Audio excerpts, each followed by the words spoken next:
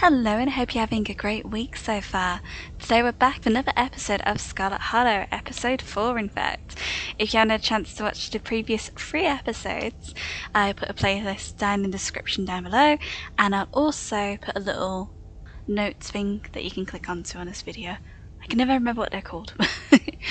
Yeah, so we made a lot of decisions last time, but we also survived, and that's good. So let's go ahead and get into it. Still, tonight was a good night and you fall asleep with a gentle, well-earned smile on your face. Wake up. You open your eyes. It's a new day.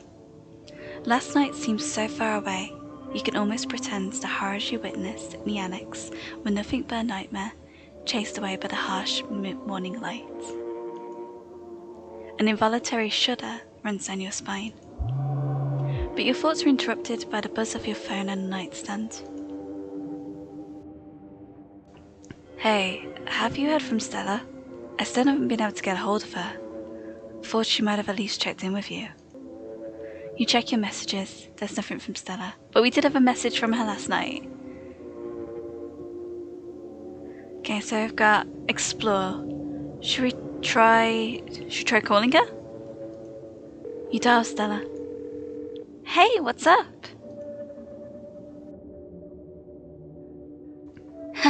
Just kidding, I'm not able to come to the phone right now.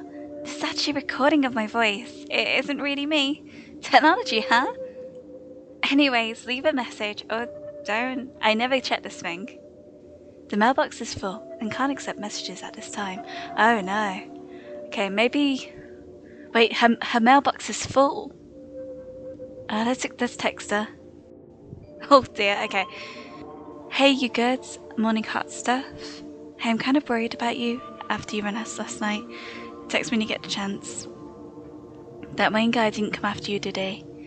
Kanika and I are pretty worried about you, please respond. How's my favourite cryptid hunter? Hey, send Stella a photo of a nervous puppet. I kind of want to do that last one, but I don't think it's reasonable, so... Hey, you good? Hey, I'm kind of worried.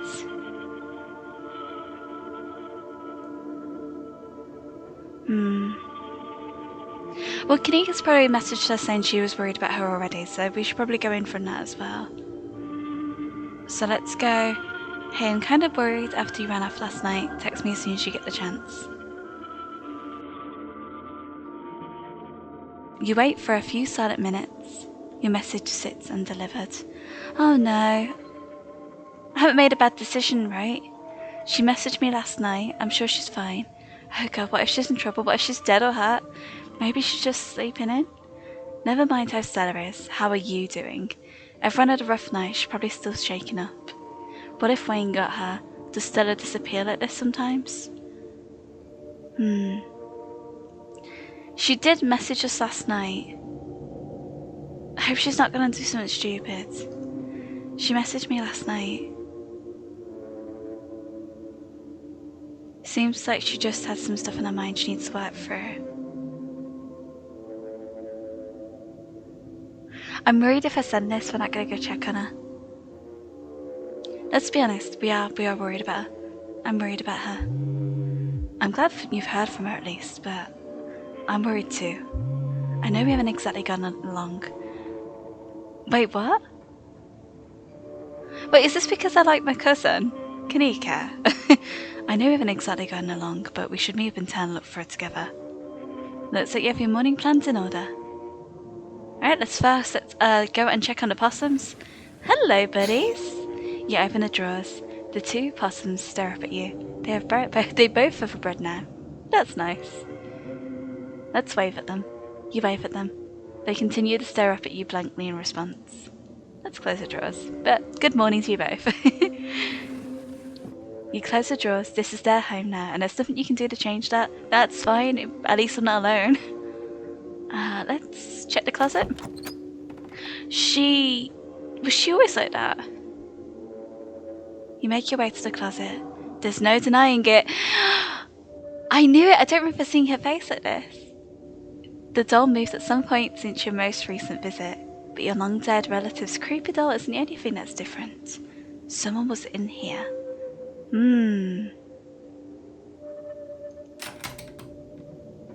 Something to mull over for the rest of the day. I don't want to mull over that. Let's just take a shower. You might as well take a shower before starting the rest of your day. You step into the guest bathroom and into the shower. It feels good to wash away the grime of last night's haunting, but eventually you'll have to leave this place and confront the rest of the day. In the meantime, you think about the door in the clinic. You're still drawn to it.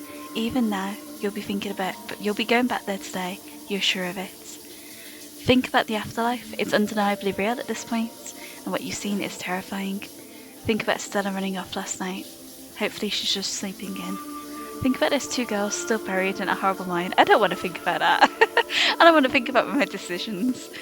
Think about Duke and the image of him lying there, slumped against the tree with half his head blown off. Once again, don't really want to think about my decisions, but hey! The dog's good. Scrub feverishly, trying to scrape the memories from your skin, as if they're part of the dirt that coats you. Think about Sybil's warning. The worst is yet to come. Think about Wayne and whether you're ever truly alone. Think about someone special. Think about finally being able to make it out this hellhole and back safe in your own bed. I like it here, so even though all of the terrible stuff happens, let's think about Stella. Hopefully she's just... Alright, I'm done here. You turn off the faucet and dry yourself off. Alright, I guess I'll head downstairs. It's time to face your cousin. You find her in the kitchen, her shoulders hunched in a tight ball of anxiety. They're striking, this week of all weeks, as if I didn't have enough on my plate already. Street smart, your cousin is backed into a corner. The miners aren't just striking, they're putting out a stronger front than she anticipated. Book smart, but if history is anything to go off here, it almost doesn't matter how strong the strike seems. This is Tabitha's battle to lose. There isn't a union in Scarlet Hollow, which means a proper strike isn't even legal. Your cousin can pretty much do whatever she wants, but she doesn't. Even though they're doing all this. I don't know what the working conditions you've got are like, Tabitha. We need to improve that, buddy. But she doesn't want people to lose their jobs either. She could fire everyone and wait them out, for instance, or pick and choose the targets. We've got a few explore options here, so let's talk about the strike first because you brought it up. You want me to infiltrate the strikes? No. So that's why the ditchings are here, they're predicting the strike? I don't think so. Usually I'm pro-union, but do you know what the strikers even want? That could be a good one. Probably just it's coming. Just give them what they want, Tabitha. It's the right thing to do. Just give them what they want, Tabitha. It's no use fighting the inevitable. Just fire all of them. I'm sure it'll be easy enough to pick up the pieces. No, because then she has minds that aren't doing anything. I can't believe the gall of these people. After everything you've done for this town, some people just never understand the burdens of leadership. You're in a really difficult spot right now. With everything else going on, it's hard to care about something as mundane as a strike. No, it's their livelihoods. Do you know what the strikers even want? I haven't seen a list of demands. I'm sure it's just the usual. And what's that then? I promise you, if any one of them were in my shoes for a month, they'd be singing a different tune.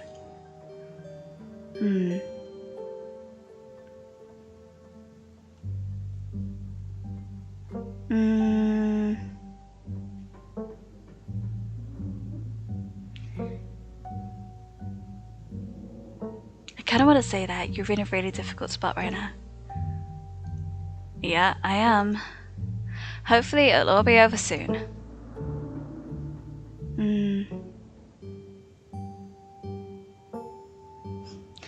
Your street starts. You want me to infiltrate the strike? What would that do? What would that achieve? I'm curious though. You want me to infiltrate the strike? Let's go for it. You want me to infiltrate the strike? Even if they didn't already know you're my cousin, that seems like a great way to throw gasoline on the fire. This is my problem to fix. Your only job is to stay safe until the funeral is over.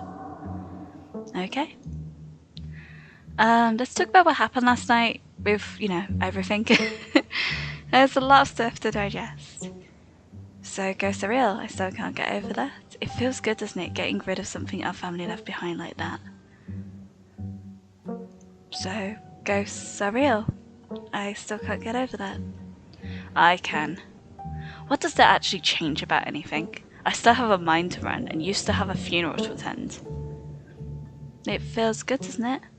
Getting rid of something our family left behind like that? Sure, but you did most of the heavy lifting there. I couldn't have done it without you, Tabitha.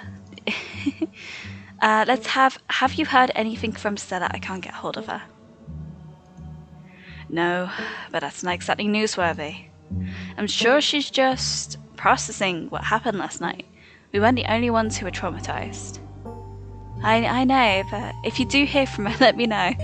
Let's say, any news about the trapped kids?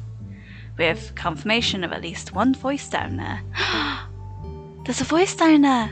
Okay! And the boys have been digging around the clock, but I don't think it'll be long before we can put all this unpleasantness behind us. If the mind's in trouble, you should just sell it, and sell the estate, get out while you still can. I kind of feel like that. I don't know if that's a good choice, because she seems very sort of... she's been put in a hard position by taking on the mines, but will she see that as just sort of like our side of the family's running away from things when it gets difficult? So... let's remain silent. I've told them long enough. Stay safe, no more hijinks. But let me know if you get into trouble, okay? I'll let you know, Tabitha, thank you. You keep safe too. Tabitha slips past you, her heavy boots thudding down the hall as she marches away to face her employees. Time to figure out the rest of your day. Let's fuel up with a quick PB&J. If Stella's MIA, who knows when you'll get the chance to eat? You make yourself a PB&J in anticipation for the long day ahead of you. And that's that. Bye, Frou-Frou. It's time to head to town. You head to the front door and begin your trek to the town below. Oh, they're getting a bit more brazen, aren't they? The sun shines down through a thin layer of clouds, illuminating the path in a watery grey light. You can't help but feel countless eyes watching you from the tree line, a feeling that reminds you of your time in the woods with Stella. Ditchlings shouldn't be out in the middle of the day though. They're getting bolder, that's what I've said. You guys need to get... I guess they are technically... Well, no, you're not. I thought maybe most of you would be in the shadows, but... To your surprise, you find a familiar face making its way up the path towards you. Hello, Avery. Didn't expect to see you. Hey, I was just coming up to see you. Hope you were able to get some sleep after everything that happened last night. I was up most of the night, totally wired on adrenaline. You don't have to put up a front. Last night was a lot, I get it. You were coming up to see me, that's sweet. There's ditchlings everywhere now, even though it's daytime. How are you doing today? Have you heard anything from Stella? If it's okay with you, I was hoping to have some time by myself right now. Let's head to town. He's obviously come up here because he needs the company too, and I think we do as well, so... You don't have to put on a front. Last night was a lot. I get it. I appreciate the concern, but I'm alright. You're talking to an expert at vibing. I know most folks would probably be freaking out or having some kind of existential crisis, but that's not how I deal with heavy stuff. Surprisingly enough, Avery's mostly telling the truth. They're fine. I mean, I'm not 100% chill today, I'll admit it, but I feel kind of bruised, both physically and mentally, both physically and spiritually, if that makes sense. But that's just a part of life, right? Nobody makes it to the end completely unscathed, and I'm glad my new emotional baggage comes from a ghost instead of some boring normal trauma. I can respect that. The supernatural angle takes the edge off a little bit. There's stitchings everywhere now, even though it's daytime. Avery turns to survey the tree line. Now I noticed a few on my way up. They're kind of funny now that I'm getting a good look at them, with their scrunched up little Sharpie faces. So, should I be worried about these things? I know they're a bad omen or something, but, are they dangerous? They're not gonna eat me if I take the wrong turn, right? I mean, if you were... They seem to only be going after animals, but who knows for how long. Not eating, just using an incubator. That's probably worse though, I don't know.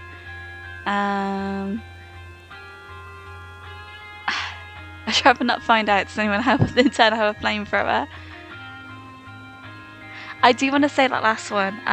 Not eaten, just used as an incubator. That's probably worse though, I don't know.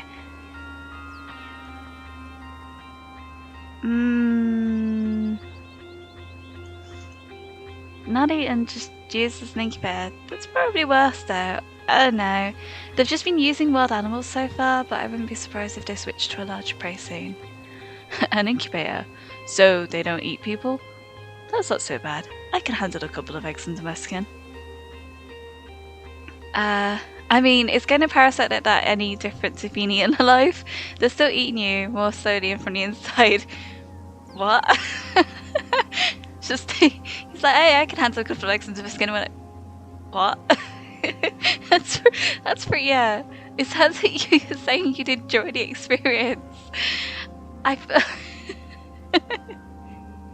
Is it sad to say that we kind of need to grow out a little weird guy? I'd much rather eat, and I get that being eaten sounds really bad. That's a weird thing to say. It sounds like you're saying you'd enjoy the experience.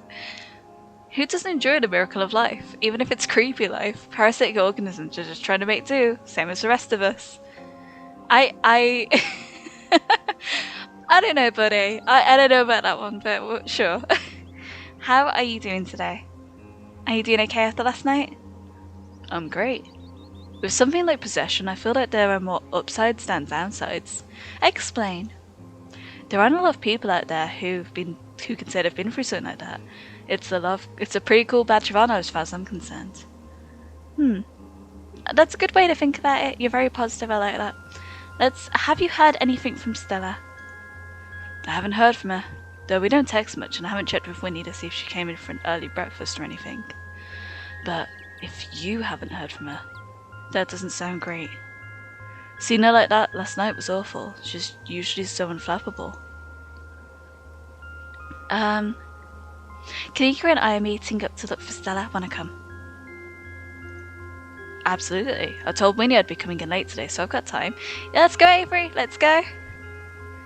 I wonder if he was worried about us coming down this path by ourselves, because I get it. It's not, I mean, I worry about Tabitha walking down this path by herself, but I feel like I feel like they'd all just recede into the tree lines. I don't know how much time though. From what I saw this morning, the diner is hopping. It's absolutely packed with miners. Yeah, that's because they're striking. They must be using it as a home base for the strike. Oh, by the way, there's a strike going on. I'm sure you already know that though. Have to imagine Tabitha would have told you this morning. Yeah, she did. She's not having the best time of it at the moment. And let's head back to town. Start down the path towards town. Let's head to town. Yeah, good idea. You and Avery start back down the path to the town. There's Kanika, who thinks that we don't get on. I just like, it's like if I came into like her store and started berating her family. As much as I don't know Tabitha, she's the closest thing we've got, and we're kind of alone in the world. It isn't long until you find yourself on the main street of Scarlet Hollow. Sucks, you made it, and you picked up Avery along the way. Hope you're both doing okay, like, emotionally. I gotta say, Kanika always brings really good outfits. Super cool. Yeah, I'm not too bad. That's good. I feel like I got crushed by a steamroller or something. Joints all out of whack. Totally exhausted and super foggy. Mom has been insisting I called it cold, and I wasn't buying it, but as of this morning I've come around. It's definitely something beyond exhaustion, even considering the ridiculously stressful week we've all had. But I'm not gonna let that stop me from looking for Stella. Okay, so...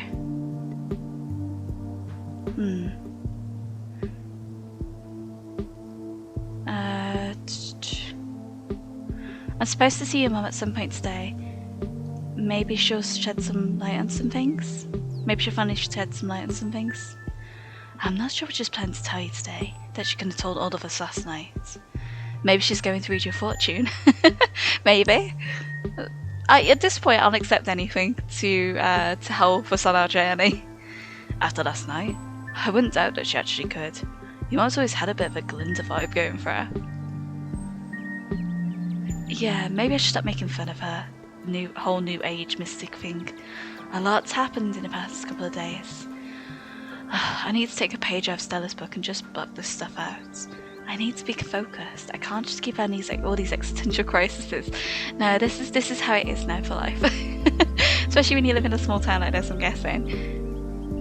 But no, being an adult just means you move from one piece of calm to another hopeful piece of calm. There'll be plenty of time for tea after we found Stella. Do you still think there could be a rational explanation for all of this?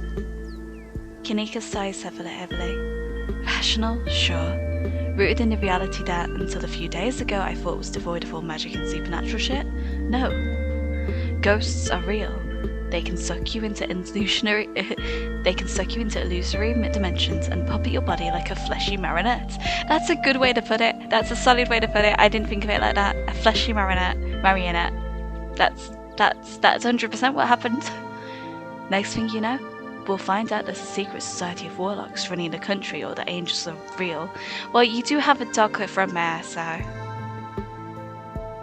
you gotta admit, it's kind of thrilling, isn't it? Anything could be possible. Who knows what the new day holds for us all? It'd be a bit more thrilling. It would be a little more thrilling if it weren't so terrifying. All of the magical stuff we've found so far just wants to hurt us. We need a magical being that's on our side. Where are the magical girls when you need them? Yeah, for you specifically, where's Madoka Magica? So I know you watched that one. Kanika, your mum's totally rich, right? Maybe she's the magical girl.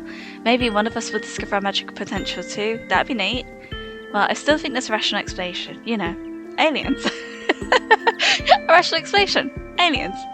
I've still got my hopes that this all turns out someone in a mask. I've still got my hopes up that this all turns out to be someone in a mask trying to scare us out of town. Oh, she didn't like that. Kanika, your mum's totally rich, right? Maybe she's a magical girl? No way, she's just a new age crystal herbs lady. She's not. You don't think? She could be for real. Anything seems possible these days.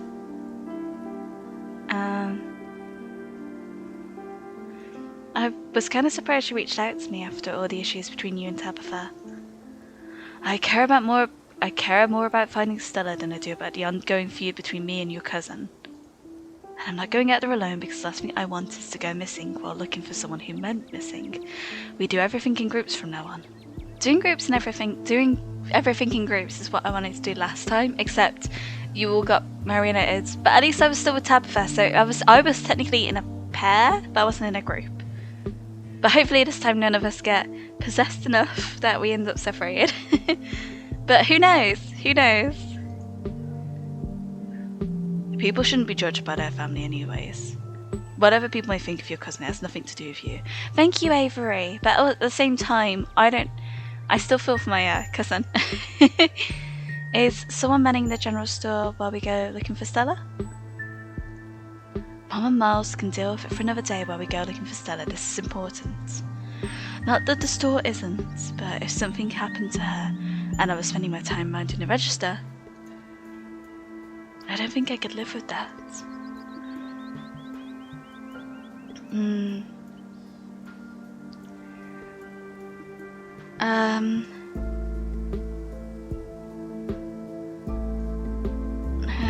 Let's not forget that Wayne threatened her last night. You don't think he actually followed through on that, do you? I've been trying not to think about it. Does anyone know what happened to that guy? Some kind of accident or something? Mom says he's sick, and I don't doubt that he is. But with all the weird magic stuff going on, I'm starting to wonder if it's normal illness or something else. He climbed into the void that we were in and stomped on a ditchling and then threatened Stella. I don't know what he could possibly be, but I don't think he's human anymore if he is. Maybe he's the outcome of if a ditchling, I don't know, gets them, but the fact he could interact with everything in the way he did shows he's not normal. Okay, let's get started. I don't want to waste another minute. Where to first? I mean... Okay, so let Avery know that you and Kanika take it from here. I'm not gonna do that. Let's go to Stella's house first. Okay, let's go to Stella's house. Good place to start. Maybe she just slept in. That's what I'm hoping. I would have gone already, but I was kind of nervous about doing anything by myself today, just in case I ran into yet another horror from beyond the veil or whatever. Let's go to her house and check on her. You make your way towards Stella's house. Kanika knocks anxiously on the door. It creaks open. That's not right. This doesn't look like a break-in. It looks like somebody left the door open. Stella or someone else was in a hurry when they left. For the life of you, you can't remember if Stella closed the door behind her when the two of you left for the library yesterday morning. Yeah, I don't know if we did.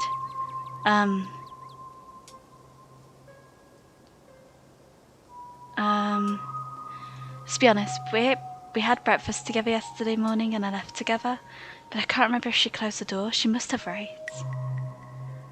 Maybe the door just opened by itself as a prank on all of us, or Stella left it open for a normal, non-scary reason. Could she came home last night and forgot to close it all the way? Happens to the best of us. Or maybe she couldn't close it because something happened to her before she had the chance. I need to stop working myself up over nothing. It's just a door, it doesn't mean anything. Might as well invite ourselves in, right? Yeah, we might as well. We need to go in because we need to see if she's there. Yeah, we should go in. Cool, I'll be brave and go first. Thank you, Avery. Avery casually steps over to the threshold into Stella's house. Avery's so cool. Avery's the coolest. The living room is almost exactly as we saw it the other day. I didn't get to see it the other day. Oh, it's so pretty. So we've got obviously a picture here of her and her family, her parents. The toy is there for Gretchen. But the fact that Gretchen hasn't come up to us is... Oh, she's left her parents' shoes there. That's sad. The fact that Gretchen's not here either, though. Whatever happened to Stella doesn't look like it happened here. Doesn't look like there was a struggle or anything, unless it happened in another room, or maybe someone or something caught her off guard. You didn't have to add that last part. I'm going to forget that you said that, and just be thankful this doesn't look like a crime scene. Let's investigate the kitchen. Stella's kitchen is messier than she left it yesterday. A couple of cabinets are hanging open, and a loaf of bread sits on the counter by a used butter knife. Do you reckon she's just taken herself into the woods to chill for a bit? Someone was here after Stella and I left today. We didn't leave the kitchen like this.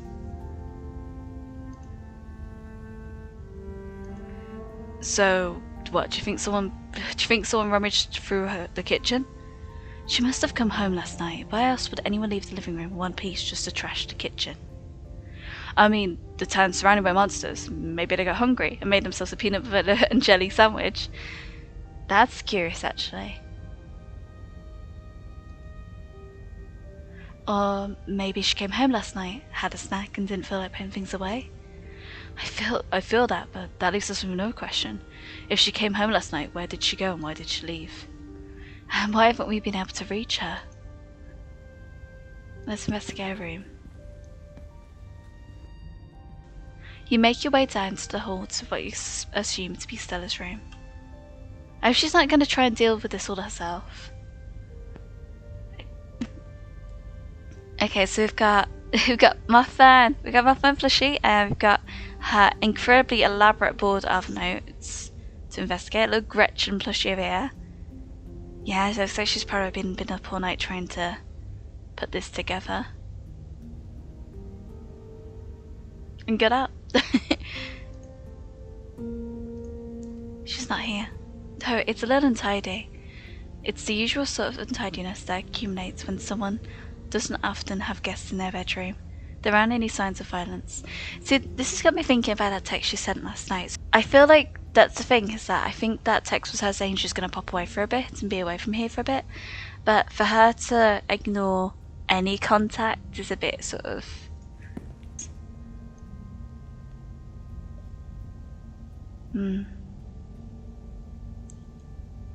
This sure looks like a room. Any thoughts? Think you about summed it up. This is definitely a room. It is a room indeed. Yeah, nothing's got much going on. This is what her room's been like for pretty much the entire time I've known her. The only thing that's changed is the computer getting a lot fancier. It could use a few more houseplants. I'll put together some trimmings after we found her. Aw, that's really sweet. She still does those corkboards with string things. She loves putting the strings on there. I don't actually think they mean anything, but they're more for decoration anyway. Okay, I don't think we're going to find much else here. Let's get going. So where next? Okay, so she probably came home last night, but she's not here now. We don't have any idea where she might have gone. I thought I was overreacting this morning. I hoped she'd just be sleeping in. I can't believe she's actually missing. We'll find her. Where to next?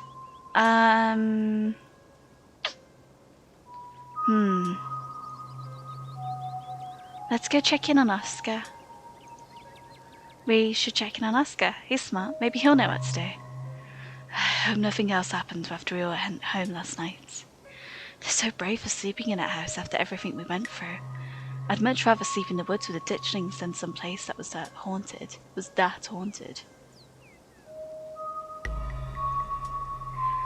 Your mom said it's safe, and I'm inclined to believe her. Why would she lie? But how would she know that? Magic, probably. I don't know, probably magic, yep. But there's only one way to find out. Let's go. I think that Avery's having a great time. Morning light streams in through the library's large windows. In the bright daylight, it's once again a place of comfort, all menace having fled in the wake of Charles Shaw Jr.'s departure. No ghost, thank God. I was not for an encore. Yeah, it's gone, just like your mom said it would be. I guess Oscar must be in the back. I know that's where I'd be if I finally got my house back. I've always been surprised at how unsupervised this place is. Sometimes it feels like anyone could just walk in and do whatever they wanted. Like what? Steal books? I mean, they could, right? I'm not saying anyone would, I'm just saying that the people in this town trust each other. A lot. It's nice. It is nice. Let's go find Oscar. I don't have anywhere where I could just go and have a nice cup of tea nearby, so I have to have a pot of tea on me at all times. So I think having these little places that you could just go walk into that feel sort of quiet and peaceful like this, it's nice. You make your way back towards the annex. It feels strange to be back here in the light of day, as if the events of the previous evening were all just a terrible dream. This hallway really takes me back. It feels like only yesterday that we were last here. Us feeling aware that our entire lives are about to change forever. That's because we were just here yesterday. It was only yesterday, yeah. I know. Kanika knocks on the door. Oh, good morning. It's so good to see all of you. Please come in. You've no idea how good it felt to sleep in our own house last night. Though I suppose I didn't do much sleeping. I honestly mostly sat there and stared at the hatch all night. Nothing happened, but the idea that something could happen was more than enough to keep me awake. So, what brings you here? Stella's been missing since last night, and we're trying to figure out if anyone's seen her. She hasn't gotten in touch with any of you?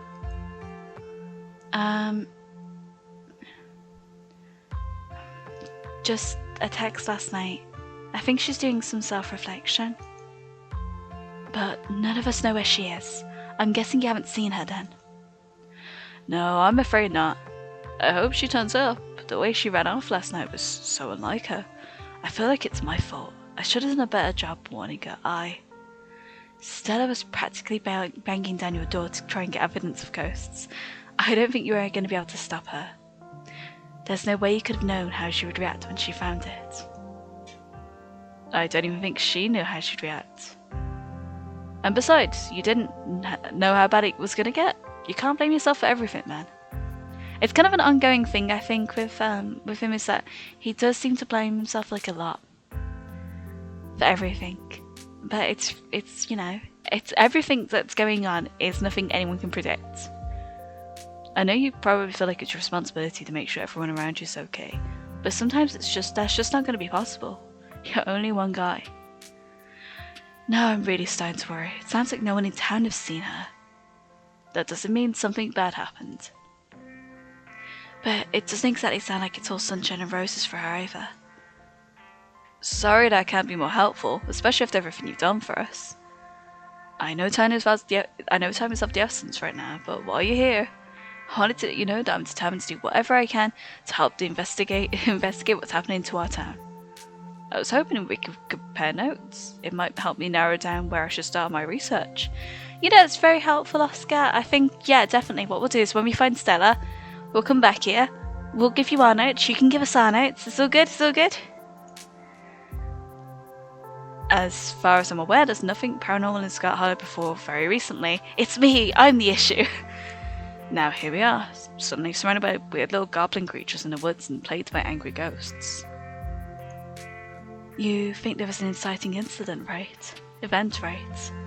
Yeah, I'm the inciting event. Me. I do. That's my thought too. It was never like this in the Hollow before. Something must have happened that kicked off all this magic stuff. Avery stares at you. I mean, it's obvious. Things only started happening once Socks got here. Yet, you know what?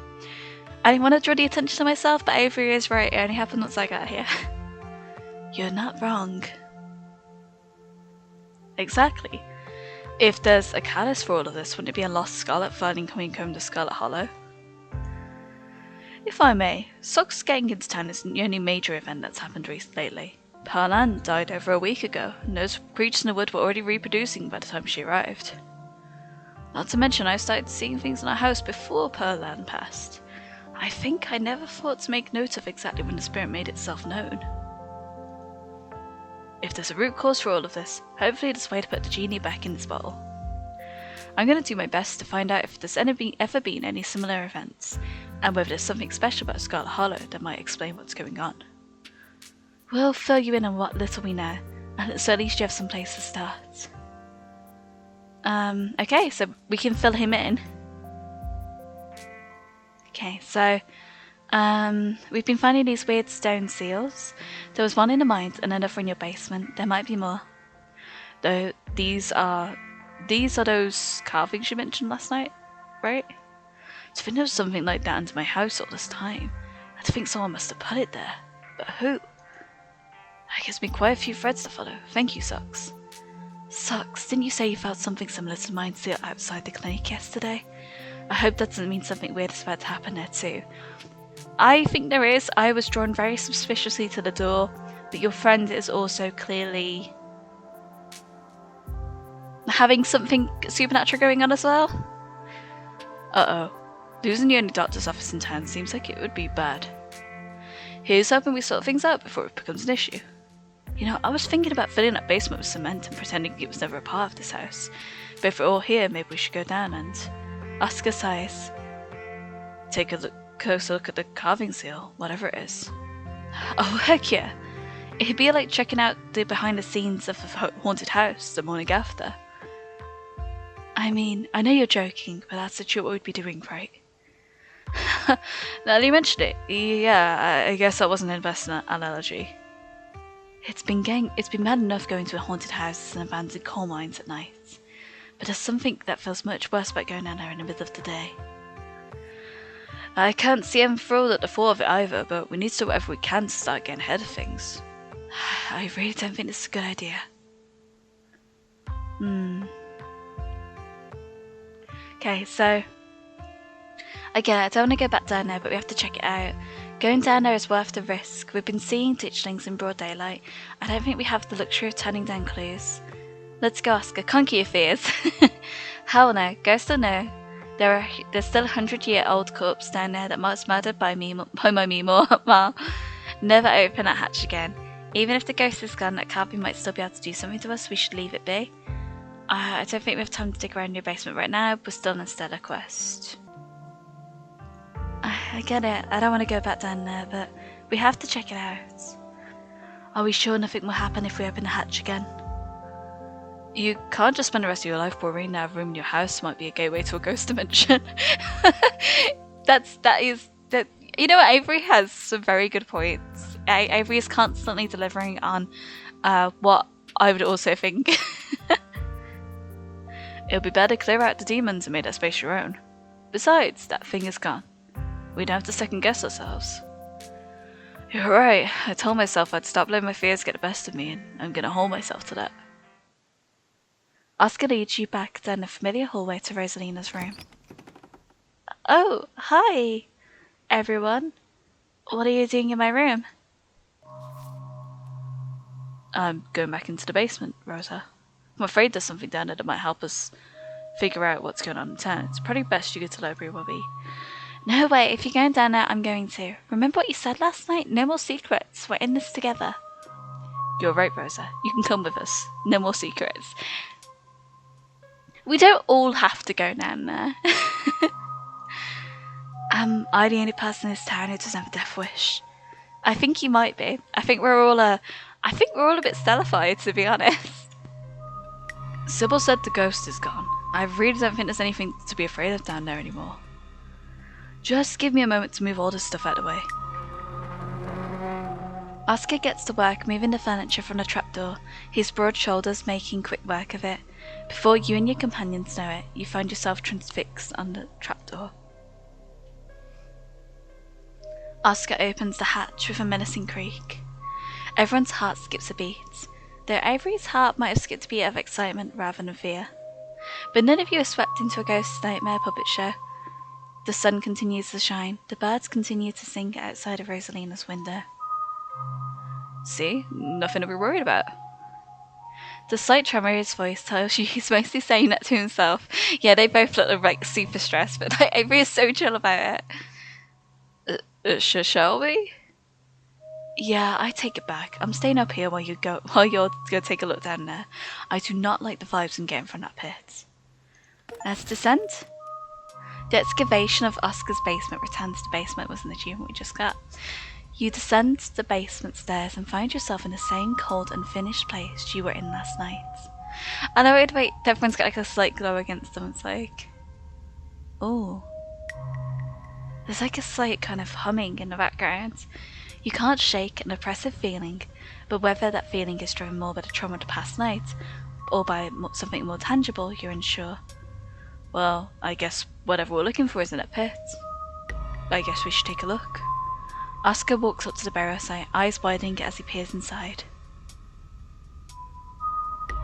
Eyes widening, is the body gone? The eternally screaming remains of Charles Shaw Jr. are exactly where you left them last night, staring back up at you from the empty sockets. The carving lies beneath him, the heavy cold stone acting as his coffin. 3 dogs run an endless loop around furious goats, all bound in a ring of flame. The style seems almost Greek or maybe Greco-Roman. The weathered carving reminding you of something you might see in a temple. Gross. He rotted all over that rock. You have no interest in going any closer. This carving has trouble written all over it, and who knows what kind of diseases. That's interesting though, because we got a description of what was on there.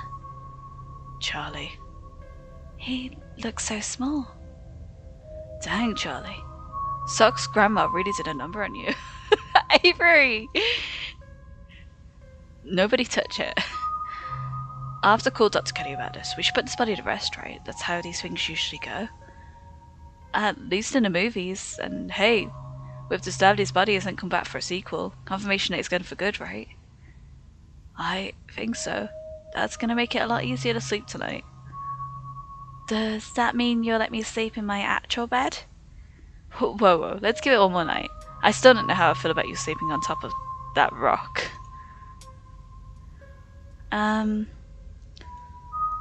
What do we think? wolves encircling a goat. It's a start. What was the carving in the mines? A circle of arms bound up in chains. Stella took a photo of it. Not that that's helpful right now, but maybe once we find her, she can send it to you. Interesting. I'm sure that description will be more than enough to get started. Can I help? I want something to do. I'm tired of just waiting around. Sure, you can help. I will say this, though, like, he's somebody, like, I'm glad that he's, like, opening up to his daughter more, but I also think there needs to be a little bit, like, you know, just, you know, I don't know, like, surely there's other activities that are more age appropriate for you. Sure, you can help. We should destroy this thing while I've seen enough time to go. You can look at the carving on your own later. I'm done with this place. I've seen enough. Time to go. Yes, let's go back upstairs now that we know it's safe down here. I'll come back on my own to do a more thorough examination. You and the others make your way back up to Rosalina's room. As soon as you're all in one place, Oscar closes the trapdoor and moves a pile of furniture back in place. So, did you all get possessed or cursed or anything? No, but we did see a dead body. Close enough. I'm glad I'm staying put. We could all be cursed. I'll be back to check on you in a minute. I've just got a couple of things to finish up with these folks. You, Kanika, and Avery follow Oscar back to the living room. So, I have more than enough to get started on my research now. Is there anything else I should know about? Yes, make sure Pixel stays inside or you might get grabbed by the ditchings. I was worried about this last episode.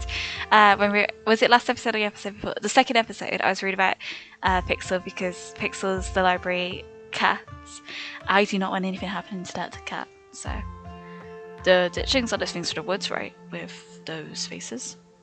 Yeah, the anguished doughboys. I kind of like them. It's kind of like a hidden object game out there today, with little weird faces peering out of the bushes. Like them? Are we talking about the same creatures that have been laying eggs in the local wildlife? I don't want to get friendly with them or anything. I just think they're kind of interesting. To each their own.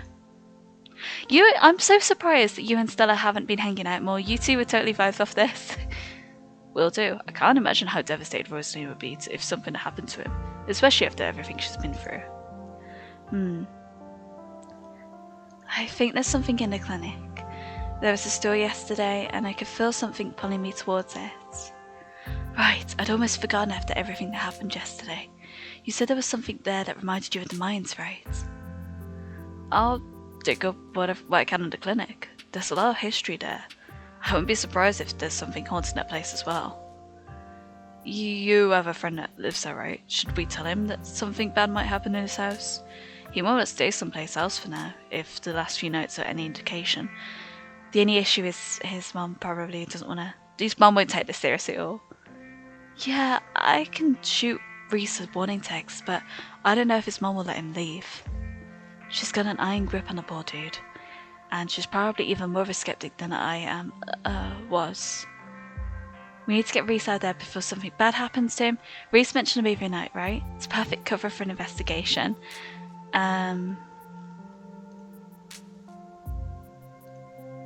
Who knows if that would flow with Dr. Kelly, though. After last night, I'm pretty sure she's not going to let us anywhere near the house. She's the only doctor in town. She can't just ban people from the clinic, right? I don't think so, but hopefully nobody gets sick or hurt enough to justify a visit over there the next couple of days. If we're going to investigate the clinic, I think we're going to have to break in. Oh my god, Kanika! You're suggesting to break into the clinic? Yeah, whoa, that is unexpected coming from you. I agree. It's what Stella would do, and she's been free for free this week when it comes to finding spooky stuff. She's also been free for free when it comes to finding her way out of mortal peril. This is why we have to find her as soon as possible. It shouldn't fall on me to suggest we do something dangerous. I'm terrible at selling it. It's not that I don't think we should figure out what's going on in there. We just need to be cautious about what to do next. We don't want anyone to get attacked or possessed by any more ghosts, even if it is to help a friend. I don't know if we have time to play it safe. Just give me a day or two to do a research before you do anything rash, okay?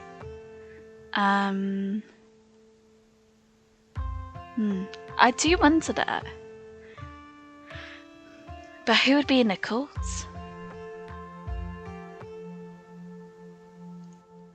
I wonder if this could be the work of some cults. Avery is like, yeah, cults. I don't know. I'm just throwing things out there. I don't know. I'm just throwing things out there. That's literally me. Let's not get all satanic panic just yet. I know it's not looking unlikely at this point, but having lived in this town all my life, I feel like I would know if there's some cult that run the place. But that's the thing, you might not. I gotta agree with Kaneko on this. I feel I would have picked up on something. A cult doesn't necessarily have to run the town to have an impact here. It doesn't even need to be active. From what I gather, those carvings you've been talking about are old, and whoever left them here is probably long gone. I'll see what I can find. You never know. Alright, it sounds like you got something to work on there. We should get back to looking for Stella. I do. Thanks for the lead, Socks. You're welcome. Good luck in your investigation, Oscar. And we'll see you around. See you around, Oscar. Let us know what you find. I will. We're giving him something to occupy himself with as well, because he obviously ghost. So, that's Oscar. Any other ideas? Oh, okay. I really want to go to the church. Let's save, because I kind of want to know more about the church and the priest. They said they were nearly going to be able to get those kids out of the mines as well. I don't want to go to the diner yet, because that means all these Avery's company, so we should get to the mines. I guess there's a decent chance Sarah went to find your cousin. I can't say I get it, but it's definitely something she would do. It is something she probably would do, because I don't think she'd go there to find our cousin, but I think she would go there to investigate. You don't see it? Oh, come on, the two of them have such a dynamic, you know. Classic dog and cat situation. Oh, come on, I'll drive us. You follow Kaneko to her van. It isn't long before you find yourselves outside of the Scarlet Mines. Oh yeah, this is all going on. Oh, they might not. Oh, the police are here. I'm unhappy with the treatment I'm receiving as a worker in the Scarlet Mine. Better hours now or not, none at all. Scarlet, more like toilet. That's, you know, that person put some dedication and thought behind that sign. A wall of bodies, picket signs and megaphones in hands forms a human barricade around the entrance to Scarlet Mines. Is this a strike? They're striking? Some miners were talking about it in the diner yesterday. Looks like they managed to convince almost everybody to join up. The collapse must have been a breaking point for a lot of people. But that wasn't her fault. Yeah, I wouldn't want to go back underground today after kids were trapped in a mine at collapse either. I'm never stepping foot in a mine ever again. It's time to have a first stop to taking a workforce for granted. Hope it's not weird to talk to them while they're in the middle of all this. Don't worry, I know these guys. Most of them are in the diner at least a couple of days a week. They'll be chill. Will they be chill talking to Tabitha's cousin now? Well, if it isn't the boss's cousin, you might have had us fooled the other day, but word gets around fast. Hail and well met, fellow countryman. What goes on here? Can you imagine? I just completely don't read the room. Go in there, full ham like that. No, I can't do that. How goes the strike? Shouldn't you be digging those kids out of the mine? Any word on those kids stuck in the mine? Can we visit the dig site? Why are the cops here? Have any of you seen Stella? Ooh. How goes the strike? Wouldn't you like to know? You can see for yourselves it's going strong. A major collapse happened on the property not 2 days ago and the boss wants us to go on about our work as usual. I'm not going back there knowing death or serious bodily harm could come at any moment. I care more about living than I do about any paycheck. There's a lot that could stand to change around here, and it seems like everyone else thinks so. What are your grievances? We'd like competitive pay, 8-hour shifts instead of 12 or more, improvements to sick day, and vacation policies. Wait, you don't have vacation? Tabitha! Tabitha, you don't have sick day or vacation policies. You're making them work 12 days or more. Wait, so when do they get breaks? I'm going to guess they can only work a certain amount of hours a week, surely. Oh, Tabitha, no. You got happy workers are productive workers, Tabitha. You've got to be treating people as though they're people. And a thorough safety inspection before any of us step underground again. These are all reasonable requests. Tabitha, please listen to them. That collapse is way too close to the active mine for me to feel safe there now, when I know for sure I won't wind up buried under a rock, 2 tons of rock. This place is supported by the labour of folks who are desperate for work to even care about the conditions they work under. It runs them ragged, then spits them out when they're too broken to keep it going. I've seen it time and time again. We're going to change things. There's no reason why we should be treated like a disposable workforce. This is all reasonable. Maybe I can get Tabitha to change her mind. If we're the ones making the money, we should be making money too, not just scraping by. I don't think Tabitha's making much money either, though. That's a lot of grievances. Working here seems tough. Yeah. Do you think Tabitha can even make those changes without the mines going under? I still stand by productive. You know, I still stand by what I said. Happy stuff or productive stuff. I'm sure she can figure it out. I'm not saying she's a bad boss. People clearly aren't happy with her, but coal's getting used less and less. I've seen that old Scarlet house. It's practically condemned. Yeah, she's basically living in, like, wreckage herself, though. If she has any money to spare, where's it going? I really didn't peg you as someone who'd go to bat for Tabitha.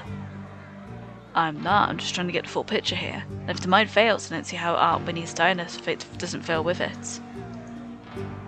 You know, Avery, I wonder if it'd be good for you to be involved in. You've got like, you're pretty smart with this stuff, and you're good with the workers. I wonder if that would be better if there was a person who could help with her work. Okay, but that's the whole problem. A single family shouldn't be able to hold the entire town hostage. The workers need to stay in the business. Fair enough. See, the thing is with all of this is there's quite a few choices here that I agree with. So I don't want to say that, because that's just adding fuel to a fire. I need to speak to my cousin to be happy to pass along your demands. You're being greedy. She works hard for her money. She's literally living on ice cream and peanut butter and jelly sandwiches. Poor Tabitha, she had a tough week, but so have all these people as well. Isn't this a bit of an escalation? Did you try talking to Tabitha first? But would she listen? That's the thing. I think I should pass along the demands, because I don't think Tabitha, when we had a conversation with Tabitha earlier, she didn't ask them. That's it. Look, I just need to talk to my cousin. I'd be happy to pass along your demands. I'm not sure we should be involving the boss in any negotiations. Boss's cousin in any negotiations. Yeah, it'd be a bad look. If you want to try and push her to the table, that's one thing, but you should leave the demands to us. But have you even spoke to her? Any bird-nosed kids stuck in a mine? We've heard voices, so we know they're alive. Now we just have to get them out. They're alive? That's amazing. They must be so scared down there. We've got a team working in shifts to reach them as fast as we can. You know, that's really good, considering the fact that you guys are all striking. Some of you are still working to get them out. It's very, very noble. We may be striking, but that just means that we're not making the boss any money. Not that we won't do everything we can for the kids who need us. Good shouts. Okay. Have any of you seen Stella? She's missing. The YouTuber? She's the one on all the banned from property posters, right? We haven't seen her. We've been out here all day, so we know she can buy. We'll make sure to keep an eye out. Thank you, Davis. You seem chill. Can't say with much help though. We'll just be standing around here for the foreseeable. Can we visit the dig site? No way. There's a ton of dangerous equipment there, and the men working today rescue those kids that need any more distractions. It's bad enough having parents breathing down our necks. They're making the job that much harder. They have every right to be at the dig site, but that one woman... Becca's mum? Yeah, they're being hassled enough as it is.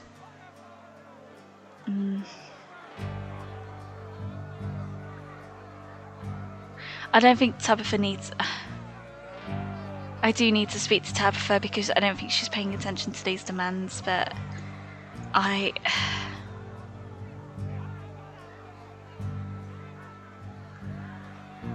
Okay, they haven't seen Stella. Let's just go. If that means we'd have to talk to Tabitha, that's fine by me. I guess that's it for the mines. Come on, I'll drive us back to town. We can figure out the next move from there. I guess we're going to the church next. Guess we're going to go visit that pastor. He seemed very, nervous.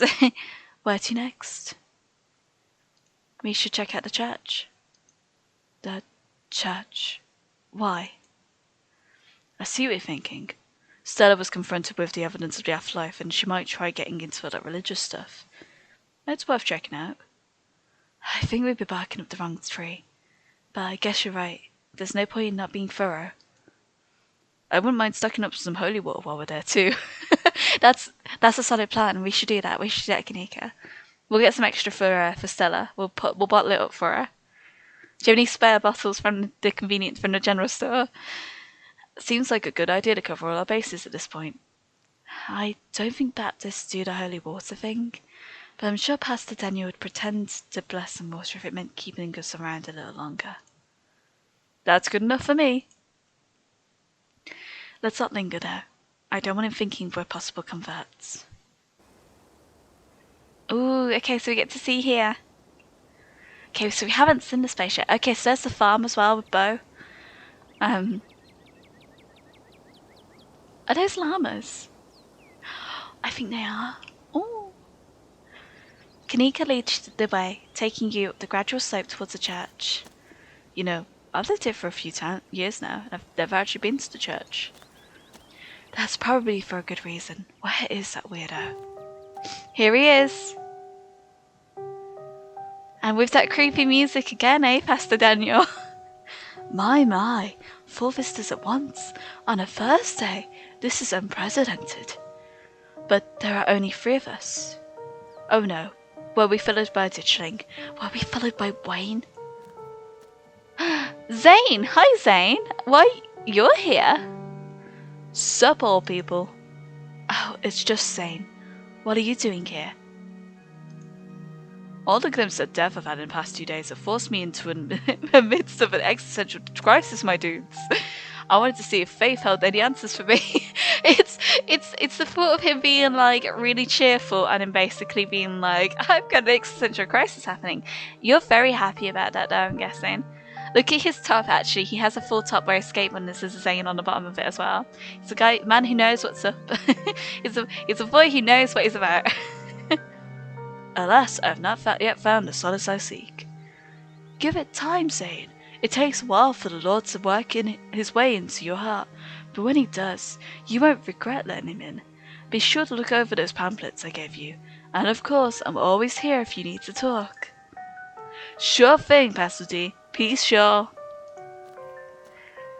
Anyway, we're looking for Stella. She wandered off last night and no one has seen her since. We're starting to get pretty worried. We hoped maybe you or Janie had seen her. I can't speak for Janie, but I'm afraid I've seen neither hide nor hair of Stella. If you'd like to talk to my wife, she's just over by the alpacas. No, Socks. I was hoping we might be able to speak in private. Why does it have to be in private?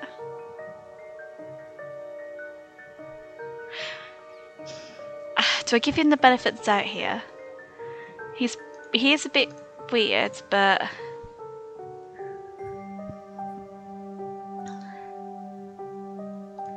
sure. What's up? I guess we'll leave you to it while we check in with Janie. See you in a minute. See you in a bit, Avery and Kanika. Hopefully you don't make this weird. Your friends head off towards Janie and the alpacas, leaving you alone with the nervous pastor. I'm so glad you decided to come up to visit me. So many young people these days seem to think they could solve all their problems on their own. Meanwhile, God is right there, ready to help them, if only to let him into their hearts. The pastor's eyes darted back towards the alpacas. Okay, good, they're gone. Oh, okay. You're new in town. What? Oh, pastor. Oh no. Am I creepy? Oh no. I should be the one to... Oh gosh. Oh no. You care too much about what people think of you. You're extremely creepy. I don't think you're creepy at all. If anything, you've been extremely welcome to me. Personally, I like the cut of your jib. You haven't really done anything wrong, but you have no chill. Kanika said you smiled through her dad's funeral. I think that this is part of the problem. If you have to pull strangers aside to ask them if you're creepy, you probably come off as creepy, and then just stare at him in silence. Oh dear, he's asking genuinely. I feel like that's a point to make there. He did smile through her dad's funeral.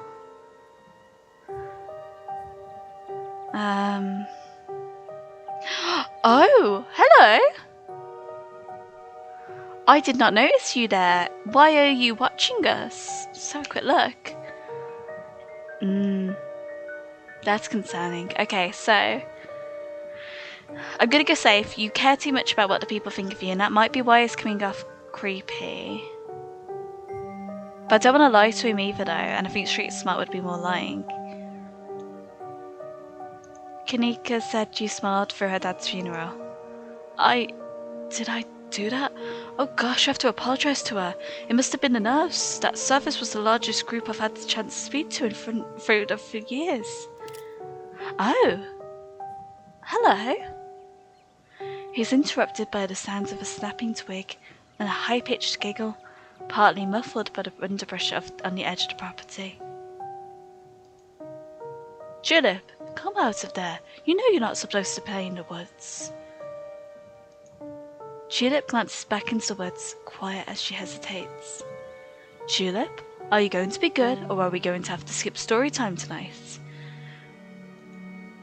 I'll be good. You don't have to skip story time. I won't go into the woods, I promise. Julep, have you seen our good friend Stella? She might have been in the woods as well. I know you won't, Julep, because you know it's too dangerous for little girls in there. Why don't you go help your mama with the alpacas? It's about time they got fed, you can give them hay. Ah. Julep smiles broadly, seemingly excited by the prospect, and hurries off. Sorry, I had to have a firm parenting moment just then. She's been trying to run off into those woods a lot lately. It's really dangerous, even for adults. There's this massive trash dump not too far past the trees, but it must be at least 50 years old, so it's all grown over and looks like it's part of the landscape. Stella told us about this. I don't like the fact he's still there watching us. Why are you hanging out here? But if you accidentally walk on it, you might find yourself falling into a hip-deep mound of rusty cans and broken glass. Julep made up some imaginary friends, keeps telling us they wanted to go out there. Like, the word of some fictional creature she made up is going to convince us it's a good idea for her to play in somebody's old garage. But she's 7. Of course she would get some funny little idea like that. I'd love to get the community to rally around a big clean-up. It's about some time somebody got rid of all that junk. I think, Pastor Tanya, I think you've got some good ideas, but I think you need to be centered more around the idea of community than religion. I think you help build a community, and if people then choose to be part of a religion, they can choose that. But I think for you to actively make a difference here, you've got to meet people and talk to them and, you know, do something with the space you have. Oh, Tetanus Lake. Stella told me about it. How big a trash dump are we talking? Would a weekend of hard work clear it out? What's that you were saying about imaginary friends? Stella and her friends used to play it there all the time, and none of them got sick or died. Ah, let the kid have some fun. The trash heap sounds awesome. I don't think it does. Oh, Tetanus Lake. Stella told me about it. Turner's Lake? That's an accurate name. I wonder if Judith would stay away if I started calling it that, or if it would only make it sound more alluring.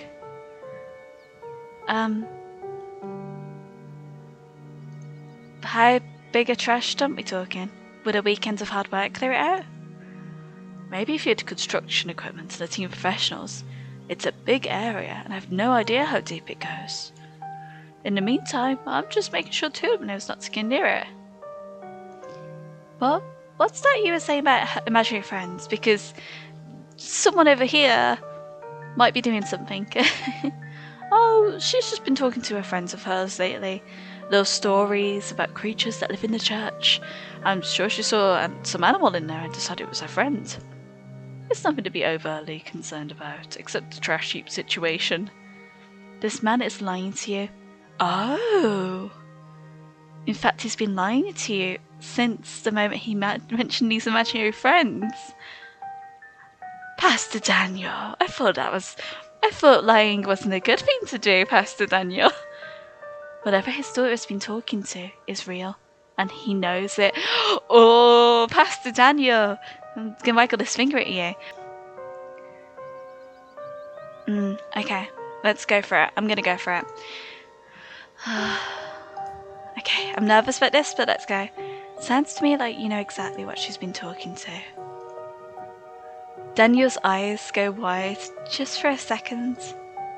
I don't. He does. He obviously does. He hunches his shoulders, his voice suddenly quiet. There are rats in the church. There, I said it. It's embarrassing, but she saw one at some point, and she can hear them scurrying around in the walls, and she's decided they're her little friends. Please keep this between us, and don't tell Janie. I don't want her knowing the church is in such rough shape. Out of the corner of your eye, you see Kanika and Avery walking back to the two of you. They must have finished talking to Janie. I won't, but you should talk to your wife. Because your wife cares about you, and she'd be upset to know this, so... Janie says she hasn't seen Stella either, so we better get going. I don't know if the rats were what you were talking about, though.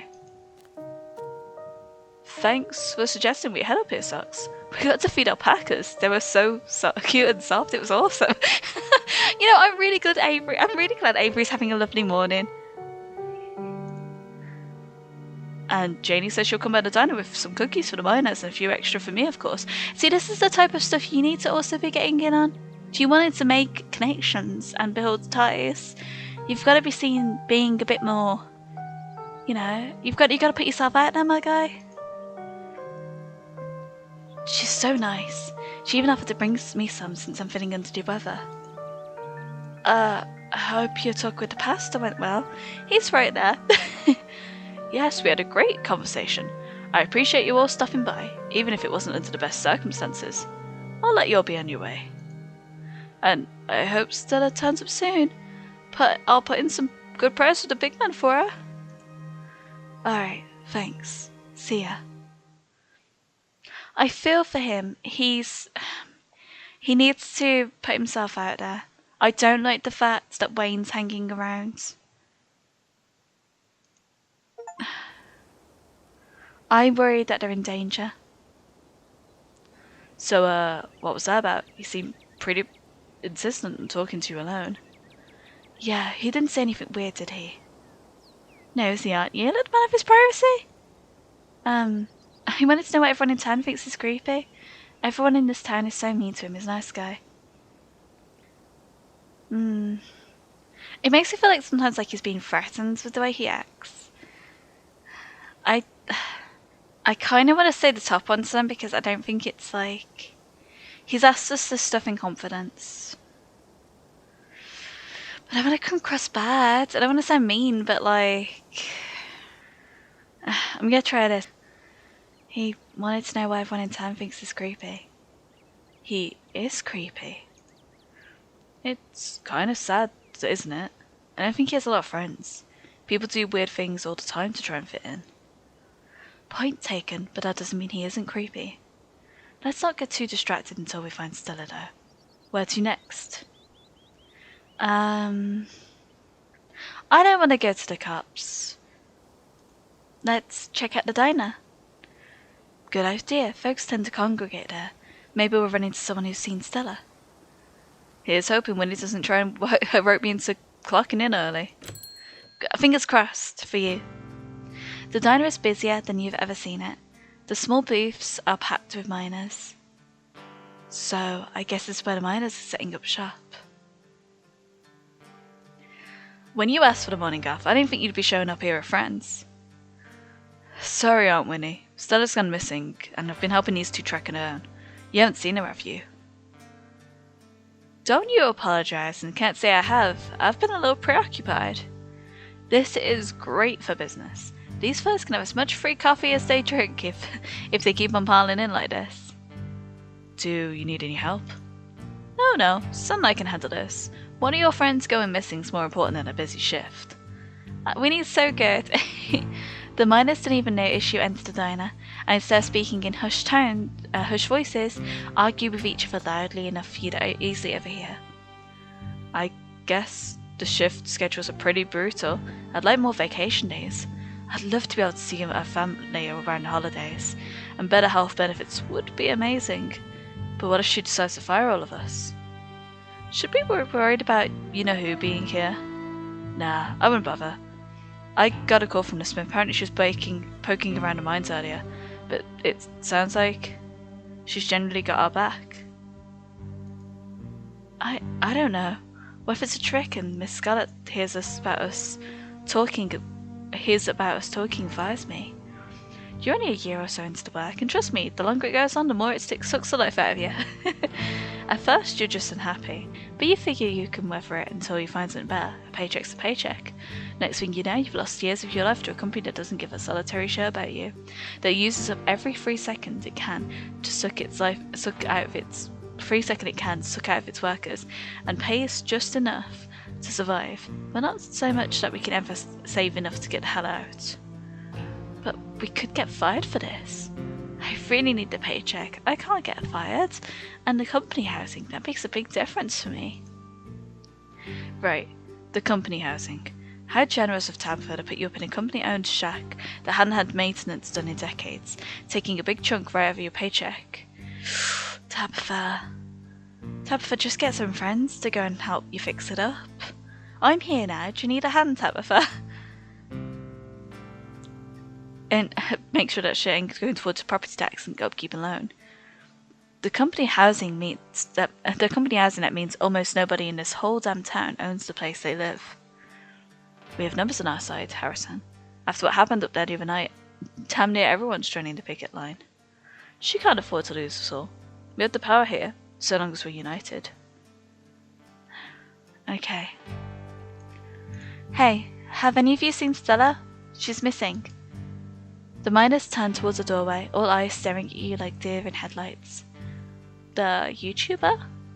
No, we ain't seen her. As you can see, we've got a lot going on today. We'd appreciate if you didn't butt in. Harrison's voice drops to a barely audible mumble. I hope she's okay. I don't think I should weigh in on anything else.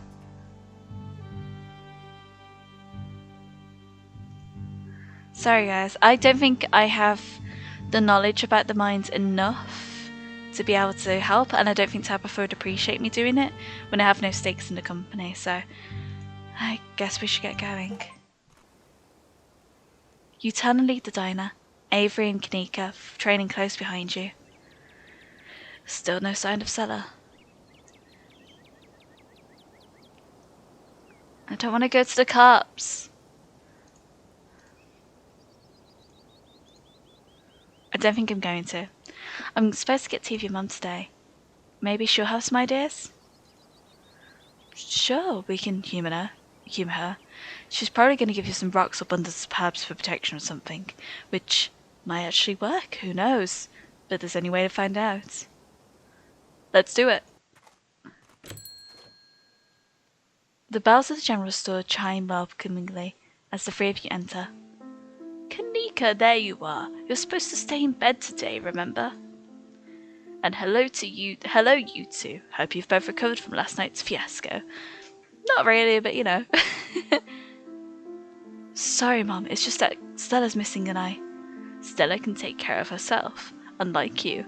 You need bed rest and lots of fluids. You don't need to go running around town spreading that cold of yours. Go on, get up to bed. I'll be up in a minute with more tea. I thought you had some kind of important thing to talk to Socks about. I'm really feeling okay. I want to hear what you wanted to say to her. I'll just be doing a tea reading. Haven't those always bored you to tears? Okay, you're right. I'm not feeling well. I should really lie down. Well, you opted out so quickly. You went, oh, it's that. Never mind. Bye, Socks. Bye, Kanika. Go rest up. Kanika turns and heads towards the stairs without saying another word. Good thing Kanika has her mum looking out for her. She seems so tired today, and you'll probably be able to find Stella without her. Okay, cool. And I'm so sorry to be a bad host, Avery, but I was hoping Socks and I could do our reading in private. I'm sure Winnie needs help at the diner.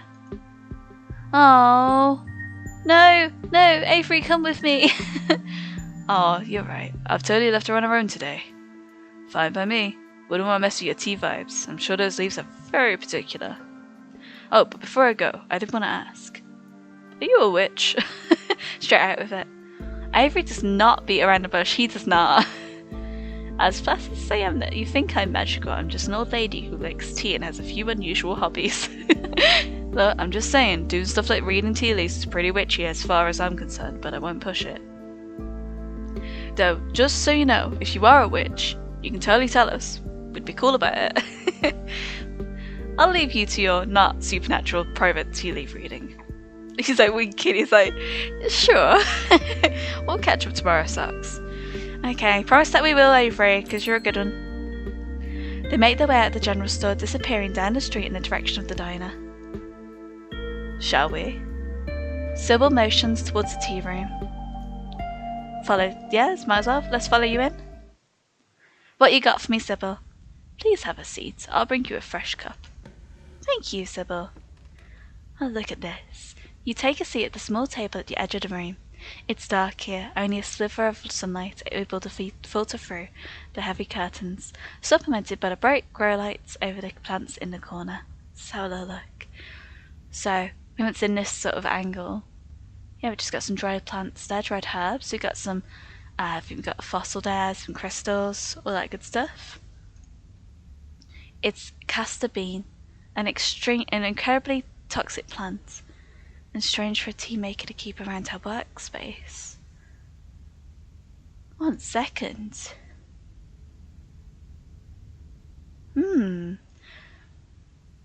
Why do you have toxic plants here? It's so pretty though. Please don't give me that in the drink. I trust you, Sybil. Sybil joins you at the table and places a cup in front of you. It smells light and citrusy, with an undercurrent of decaying earth. It's the same tea you sampled with Avery at the diner on Tuesday, so I'm probably not gonna like this. I'll be able to do a reading once you're done. Until then, how about we just chat?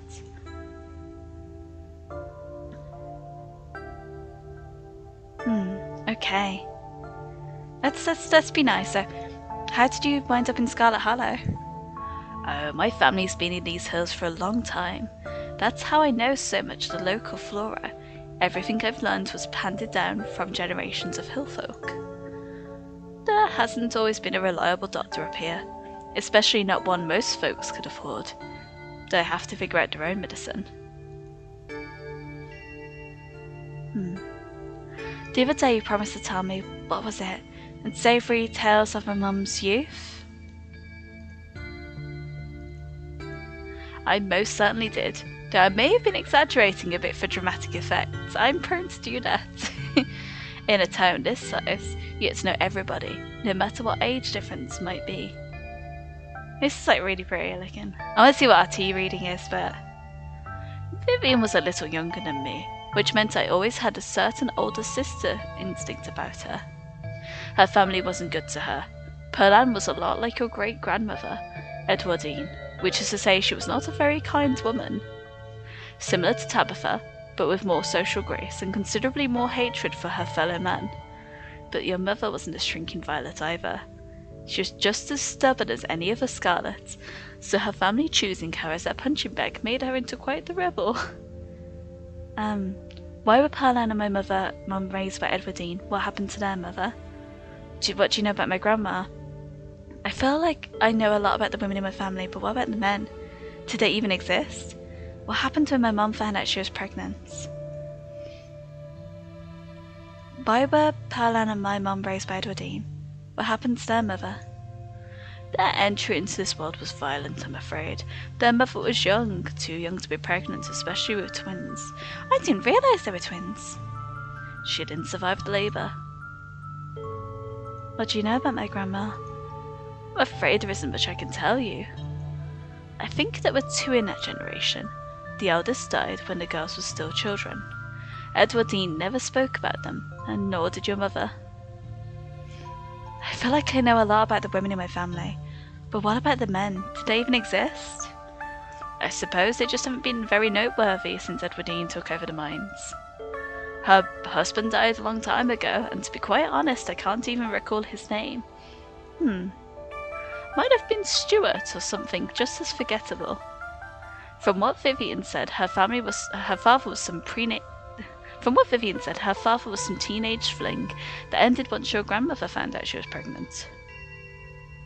I'm fairly certain it was for Vivian, though she was much older, and I believe she was the one that ended it, what with skipping town and all.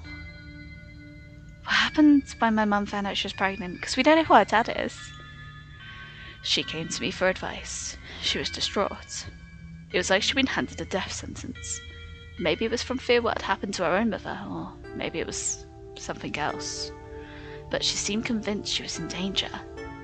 Tabitha had already been born by then, of course, but she was born in wedlock, so I assumed your mother's worries had something to do with religion. Though the Scarlets weren't particularly religious as far as I knew.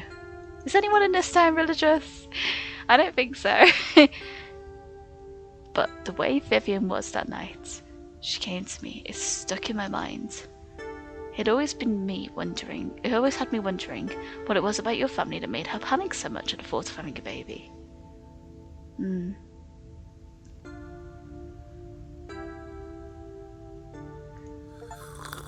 sip the tea.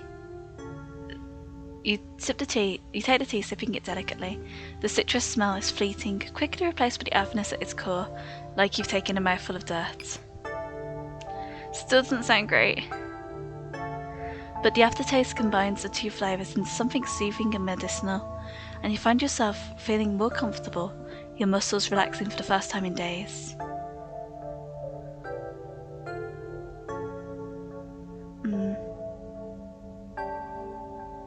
I don't really care for any of these bits. She'll tell us once she gives us our reading. You close your eyes and take another sip, and then another. It's delightful. You better have poisoned me. There's a lot of people who would miss me, I think. The tea is gone before you know it. The small cup empty, save for what's left of rehydrated leaves coating the bottom. Oh good, glad you find the tea palatable to drink. It should do you some good. It's one of my more medicinal blends. Now on to business. Sybil takes the cup from you, staring thoughtfully down at the sludge. Oh dear, this doesn't bode well. You've got just about every warning that I can fit into the bottom of a cup. Cross kettle, hourglass. All of these mean death, misery, difficulty, and the hourglass ties it together with a definite urgency. It's fair to assume that this has all to do with whatever brought the ditchlings. Something is coming, and whether any of us can stop it, I'm not sure. But we may at the very least be able to figure out what it is. And there's a central figure here. A cat. An enemy lurking in plain sight. Ooh. Ooh, okay, so... Oh, the cat's gonna be Pixel. Maybe it's Frou-Frou? Those are the only two cats I know. That's true. The cat could be Tabitha. The cat could be Wayne. The cat could be Stella, the cat could be... Oh, we've got a few choices here. The cat could be Dr. Kelly. The cat could be Pastor Daniel. How do I know you're not the cat? Ooh. I don't know. I don't know enough. I don't know enough to be like, hey, you're the cat. Something's lurking in plain sight. I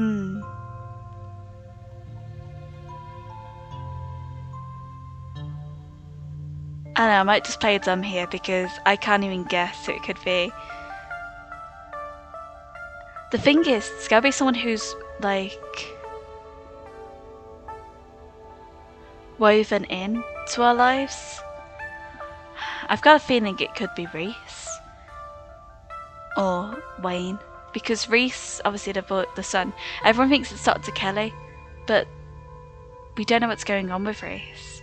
But for now, let's go be Pixel. Or maybe it's Frou Frou? Those are the two cats I know.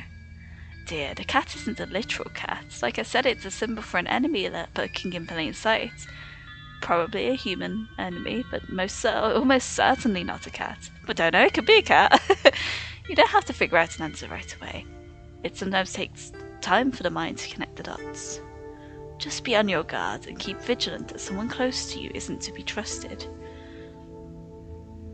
Someone close to me. Well, the thing is, I wouldn't say recent. It's someone close to us. It wouldn't be Kanika. It wouldn't be Stella. Someone close to us. Is that Avery? We know from the ditchings that something terrible is coming your way, and it's likely that it's connecting to some hidden enemy. Perhaps we can try and counteract whatever might be planned for you. Judging by what you told me last night, those stone you know, unless it's referring to Tabitha, but I don't think Tabitha... If Tabitha was doing something, she wouldn't be doing it for her own will. Let's just say that. Judging by what you told me last night, those stones, carvings, seals, whatever you want to call them, I think it's likely that they have something to do with this. Until the cat reveals itself, seems that your best course of action is to seek these carvings out, piece together what you can from your visions, and arm yourself with information. I can certainly try. I have sensed someone at the doctor's house, so have you sensed any of us around? Do you think you might be able to find another? Yes, your thoughts drifted to that door yesterday, the one that seemed to draw you in, urging you deeper into the clinic. Even just remembering it is enough to tug at you, compelling you to return and open to see what's on the other side. You can find Stella later. Maybe you can even find her there. What's important now is finally seeing what's hidden in the clinic.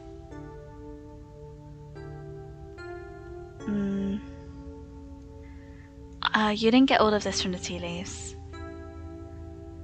I think I felt another in the clinic. You didn't get all of this from the tea leaves.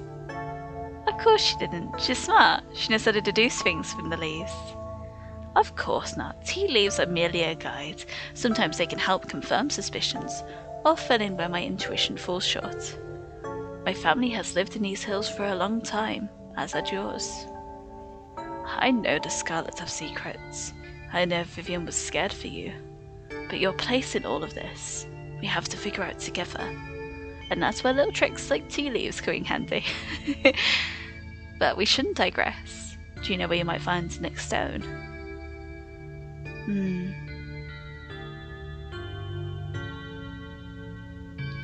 I hope you're to be trusted here.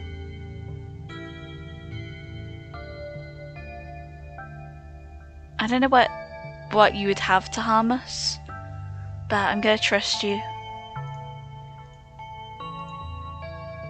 I felt another in the clinic. That's good. If you can find your way inside and uncover another stone, that could give you a leg up on your adversary. I hope you're not using us to find all these stones, Sybil. But surely you've lived in these towns long enough to, find them if you needed to. You'll just have to be careful to avoid the doctor. Something tells me she won't take kindly to you sniffing around her clinic. If I recall correctly, there's a hill that'll take you nearly all the way to the second story, and she never locks any of the doors up there. Just in case that's helpful information. It is helpful, Sybil. You're encouraging me to break into a building. I think that's all the help I can offer. I hope this conversation has been illuminating, even if it just brought up more questions than giving any clear answers. That's it. This wasn't helpful at all. It was helpful. I know now there's a cat that I have to watch for who's close to me, which I think it might be Tabitha, but I think Tabitha, there's the door that's locked in our house, and I wonder if Tabitha's brought us back because I know she needs us for something, but she doesn't want to do it. You helped last night, why don't you come with me? I may have been able to see through that spirit's illusions, but I'm not some kind of all-powerful entity. I just don't want to go alone, Sybil. Read the room. I'm an old woman. I have trouble with my knees, and my eyesight isn't what it used to be. In most situations, I'd be more of a liability than a helpful companion. Imagine if I'd been in those mines with you. Some use I'd be, struggling to climb over rocks and ladders, throwing my back out from all the crouching. Thanks. I'll let you know if I find anything. The more friends we have on our side, the better. Glad to hear it. I hope it all goes well, and I wish you luck. Hopefully you won't need it. Thank you again for humouring an old lady, and stopping by for a chat. It's no worries, Sybil. I hope that I stay safe in this next round. Also, just want to point out this picture. So you see the family picture here? Look how angry Kanika looks. I'm guessing that's Kanika. It's gotta be right. I don't know, makes me laugh. With a small grunt of effort, it's like I'm not pleased about this. With a small grunt of effort, Sybil gets up from the table and you're escorted back to the door. And remember, be careful who you put your trust in. According to your tea, the cat is getting ready to pounce. And merely being ready for it might not be enough. I won't have a clue until they attack me, so... Whoops for me. That's gonna be great. Sybil closes the door to the tea room. The bells of its door strangely flat in the stale air of the nearly empty general store.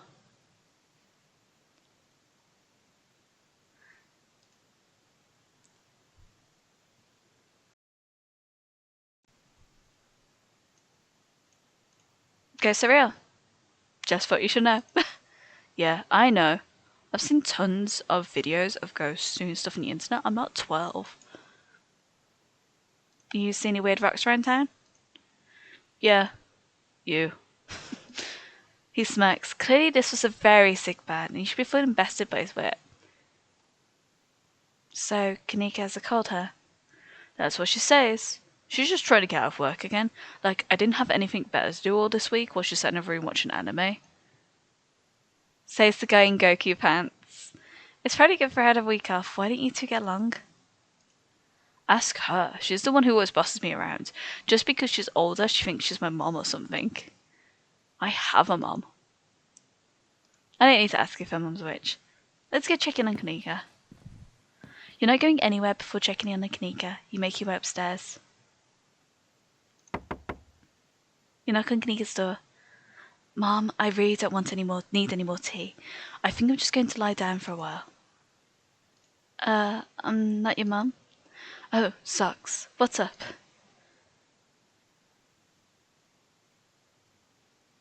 I'm going to the clinic. I was hoping you could join me.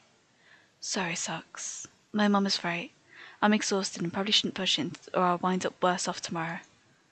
It looks like you're on your own. Alright. You make your way out the general store and head down the road into the clinic. You make your way up the familiar hill, past the rows of ragged houses that make up the Scarlet Hollow's residential area. It isn't long before you find yourself outside of Dr. Kelly's clinic, its secrets enticing you to find a way in. Even at the bottom of the hill, you can already feel the presence. It's like a magnet has been fixed to your ribcage, gently tugging you forwards, guiding you towards whatever emits this compulsive frequency. Look at all of the ditchlings. It's 1, 2, and oh no, and so's Wayne. Is that another Wayne? That doesn't look like a ditchling. Hello, raccoon. Okay, so we've got a raccoon, we've got ditchlings, we've got Wayne, we've got potentially a second Wayne, which is concerning. Because where are there two? I wish I wasn't doing this alone. I wish I wasn't breaking into a house alone. I'm gonna get arrested. You can see the hill Sybil was talking about, wrapped around the back of the old hospital like a stone blanket. It should take you directly up to the second floor and the unlocked doors to the terrace. Just go in through the clinic door, make your way up the hill onto the terrace, knock on Reese's basement windows. There are some choices here. I'm not sure of. I don't want to break in.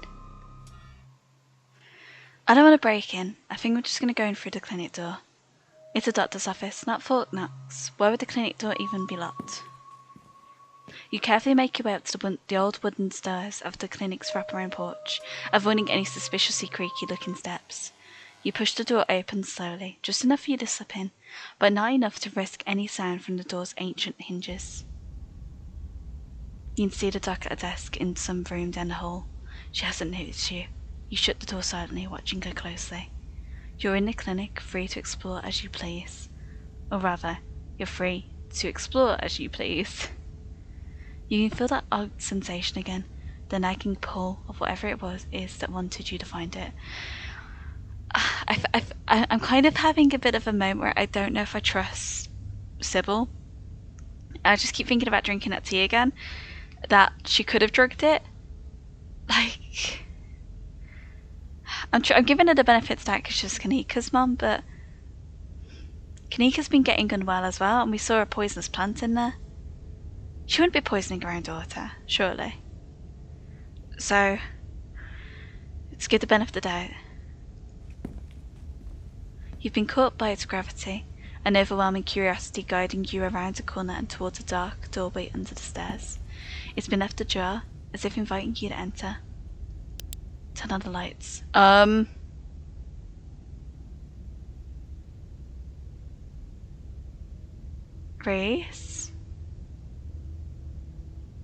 Reese, why are you lying down? The lights click on, you're in the morgue. Socks? What are you doing in the morgue? Hi, vampire. Oh my god.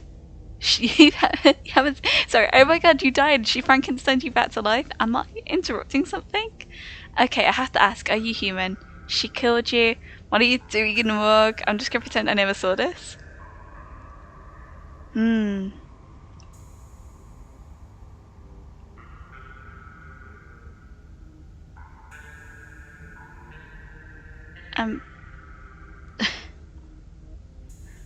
Am I interrupting something? No, I was just practicing, I guess. Sometimes they just come down here to rehearse. Sure, buddy. Not gonna lie, this is kind of weird, dude. I see. Being among the dead brings you comfort. Rehearse, you say? Like I'm gonna say. Rehearse, you say? Like a hearse. Good one. Oh. His words seem distant to you. The tugging is strong down here. You can almost feel yourself slipping into a trance, and your eyes wander to the back of the wall of the morgue. You need to see what's back there. Follow the pull. You touch the wall. It was disappointingly solid under your palms. Hey, are you okay? You feel Reese's hands gently shake your shoulder, and for a moment, the thing on the other side of the wall, the thing on the other side of the blank wall, white wall, loosens its pull on you. You kind of looked possessed for a second there. You good? Make him understand. Who's this? Make him understand. That's not me, because why is it italic? Why would it... Let me inside. I'm not saying that. There's a stone carving on the other side of the wall, and I need to see it. Reese glances back at the wall. You're really serious, aren't you? This is probably a bad idea, but if you really need to get in now, I'm pretty sure there's an emergency axe somewhere upstairs. I just need to get the doc out of her hair. Should take 2 seconds. I'm in danger here. I need to call Tabitha. Tabitha! Tabby. Wait, a tabby's a cat. She was warning us about Tabitha, but why would she warn us about Tabitha? I trust Tabitha more than I trust Sybil, I'll say that. Yes, please, X now. This is weird. Sounds great, lead the way. Sweet, be right back. He strides past you, his long legs moving swiftly. He seems excited, his usual dour demeanour replaced with an uncharacteristic pep when faced with the prospect of sneaking around and tear down walls. You hear his soft voice filtering in through the open doorway at the top of the stairs, a hoarse and sickly edge added to for effect as he speaks to his mother. Hey, Mom. He gasps gently. Reese, I didn't know you were awake. I still feel like shit, but I think I can finally try to keep some juice down.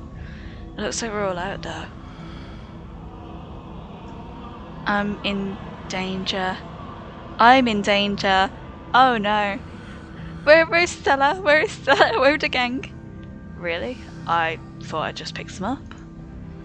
I've got an errand to run on Main Street anyway. I'll go pick up some orange juice and some ginger ale too. That would be awesome. Sorry to ask, I know you're probably busy. It's no problem, it doesn't take long. Don't do anything too strenuous while I'm gone. Just lie in the bed until I get back.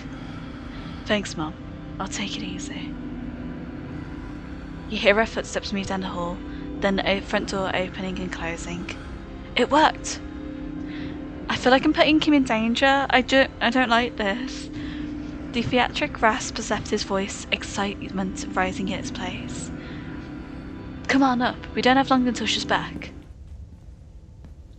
As you step out of the morgue, you relax. The extra space between you and the carving has weakened its hold on you, and with it your desperation to claw through the wall and unveil it. It's one of those emergency fire exits, so it should be pretty obvious wherever it is, though I'm not sure we should be keeping it. I'll show you around. Let's try the doc's office first. I feel very unsettled. Okay, you make your way to the doorway of her now vacant office. I don't see an accent here. He's right. A cursory glance reveals nothing but stacks of paper and cabinets of medical supplies. But something on the desk catches your eye. Some sort of records with your family. Wait a minute. Sorry, I'm having moments with the tea. So the tea was the same as the tea that was given to us in the diner, right? We didn't like that tea, so we stopped drinking it. But that tea is being served to everyone else in the town. What's Sybil's game here? Like, because it could just be normal tea. I might just be overthinking it. But something on the desk catches your eye. Some sort of records with your family's name on them. Street smart, pick up the documents to read later. You're a fast reader, it shouldn't take you long to skim these. Reese stops in the doorway, turning to watch you leaf through the documents. Find something interesting?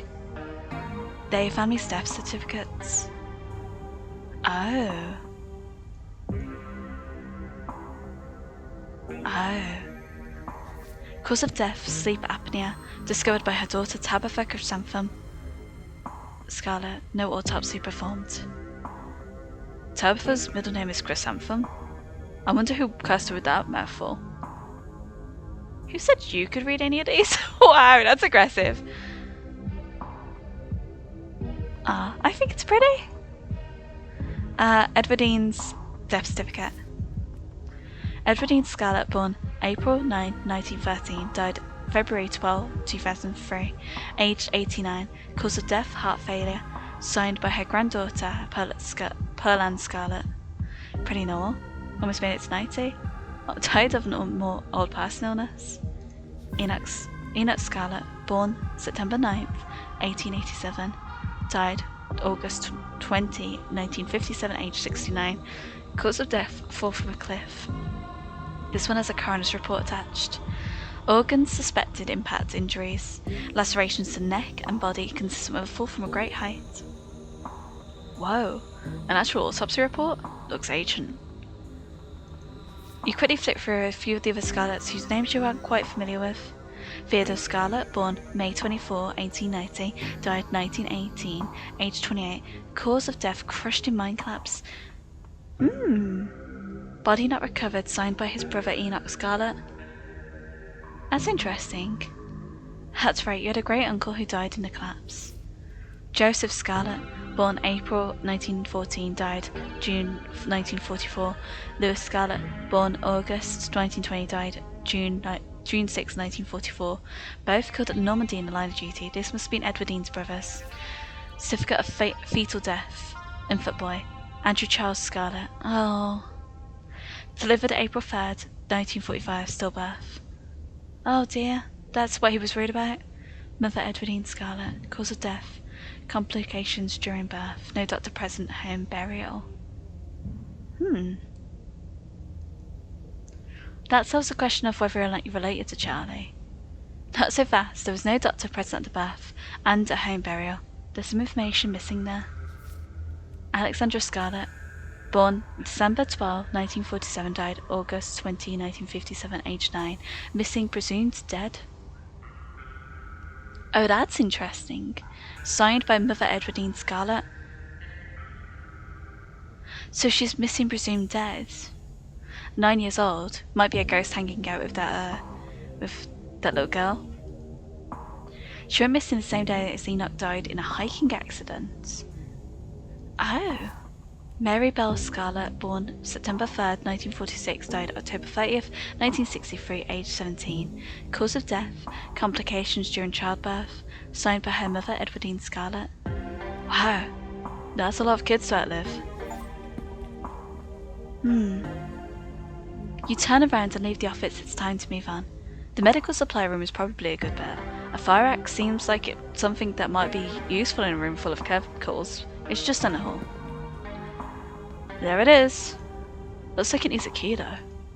We better not break the glass. I'd rather explain where to steal the axe after we've had the chance to use it. There must be a key in here somewhere. He stops as if listening to something you can't hear. Shit, she's back already. As if on cue, you hear the front door to the clinic open and close, the creak of its antique hinges echoing down the hallway, footsteps start down the hall. Just head this way. Quick, we gotta hide. I'm not supposed to be in here. Oh. He opens the closet door and hurriedly motions you inside. You slip past him, scrunching into the small space as best you can. He attempts to slide in after you.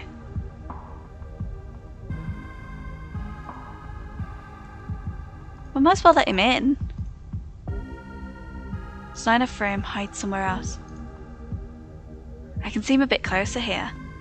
Alright, let's have a look here though. Look at that. His features don't...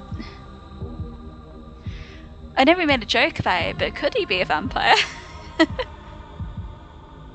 You make space and he slips in next to you, closing the door just enough that you can both still monitor the entrance to the supply room. Dr. Kelly storms in, plastic bag in tow. She takes something out of the bag and places it on the counter. She then hurries back out, bag rustling as she makes her way down the hallway. We'd better wait a second just in case. Flirt with Reese. I'm sorry, no. Quietly wait for the danger to pass. Keep your distance. The two of you stand in tense silence, both crammed into the suffocating closet, taking shallow breaths as if she could hear you breathing from the other side of the building. But the footsteps soon return. Dr. Kelly makes her way back towards your hiding place, creaking floorboards broadcasting her location all the way to the hallway just outside of your hiding spot. His head swivels suddenly. That was the door to the house. We're in the clear. Let's go. Unless she did that to find out where we are. What is that? The two of you split out the closet. Reese quickly and quietly starts pulling out drawers, scanning for them keys. You can't help but notice that what Dr. Kelly left on the long steel table in the middle of the room. A sprig of small fairy fruits, castor beans. You've seen them elsewhere in town, but for the life of you can't remember where. Why did your mum get castor beans? Yes, found the keys. He holds up a small ring of keys, each with a strip of coloured tape on the end. What's this about beans? Oh, there's weird little fruit things. Reese unlocks the cabinet and offers you the fire axe. Ah, He was very happy about offering us to destroy his home. Here's your axe. And I don't know, I've never seen it before. I'm not allowed in the supply room. It's probably some kind of medicinal plant, right? She took out a chemistry set too. Though, come to think of it, she's not supposed to make medicine. She's not a pharmacist. This room is just for storage for when she gets orders from a pharmacist over in Brevard. Why would she bring something like that in here?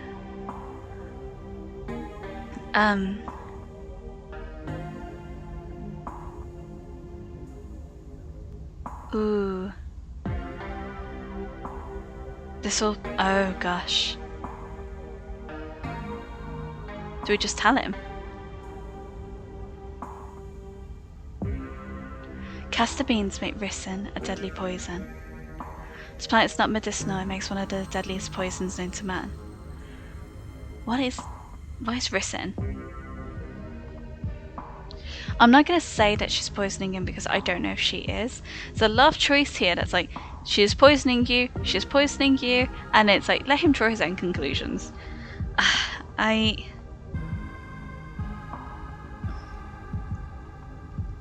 we don't know if she is making poison for something else, you know. You said it's best to let Reese draw his own conclusions. Maybe she has some kind of information on it lying around here somewhere. That drawer over there's locked. If I were in information on some mysterious alien looking through it, it'd probably be in the locked drawer, right? Good thing I already have the keys. He unlocks the drawer. Pulling out a notebook. This is about me. See, if we'd have just said, oh, it's poison, he wouldn't have looked in the drawers. But now we've got extra information. What is it though? There's stuff in here from when I was like 12. It's some kind of diary or medical history, or both, I guess. What the hell is this? Something about another episode? Guessing she's referring to my rough nights. Oh, here we go, there's some illustrations. Reese, what have you seen? He glances to the strange plant on the countertop. It's those beans you mentioned. She uses them to make my medicine. That's poison, right? He jerks his head towards the door. I didn't want to say it was poison because I don't know if she's using it on you, but now that you found a book that pretty much confirms it. That's not good, is it? It's not good. Shit, that was the door from the house. We gotta run. You follow Reese's instruction once again, starting down the basement stairs, letting the pull of the stone carving guide you back to the morgue. Dr. Kelly's voice filters from down above. I was right, we already have juice. It was just in the back of the fridge, but there's no harm in having extra. What are you doing in the clinic? I thought I told you to go rest. Oh, I'm just gonna go chill in the morgue. I got my speakers. If you hear some weird sounds, that's just my music. I'll be sure to put in earplugs to drown out all that industrial clanging you listen to. You know I'm not the biggest fan of you spending time down there. It can't be good for your mental health to hang out in a refrigerator for corpses. Do you at least have your blanket this time? Yeah, I'll be fine. It's just a change of scenery. My room feels too claustrophobic right now. Okay, I'll let you know when it's time for dinner. You don't have to do that. I'll grab something from my room later. Sure, whatever you're able to. You hear the door close and the sound of Reese descending the stairs to join you in the fluorescent lit room below. Hey. Why am I acting like a bit of a... Why am I acting so intense about this?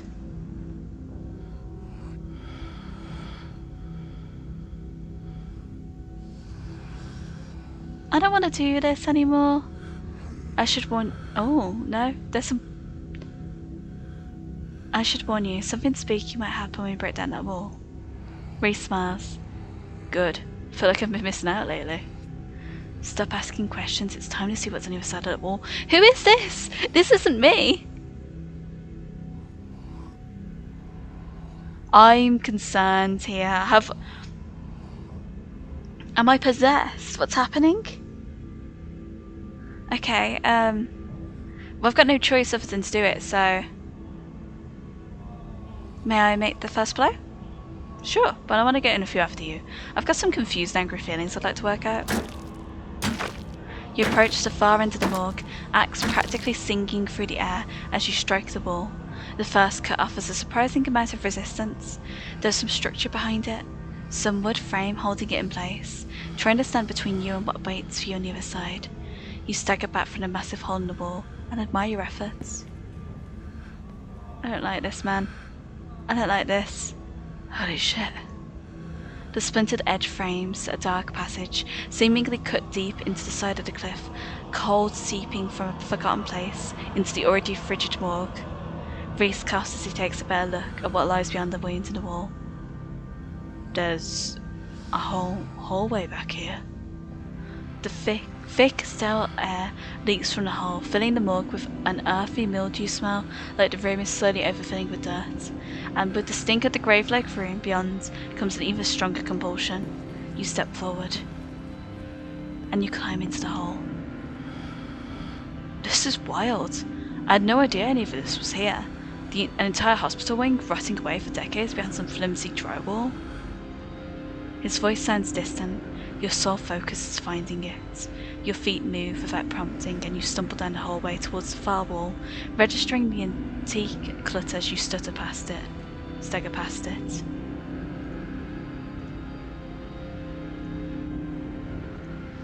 Whoa, are you okay? I don't think I am, Reese. I don't think I'm doing okay at all. You don't respond, and you don't bother to retrieve the axe. The wall is rotten, water damage having eaten away at the wood over the course of unknowable years. The planks nearly reduced to sawdust. You tear into it. And there it is.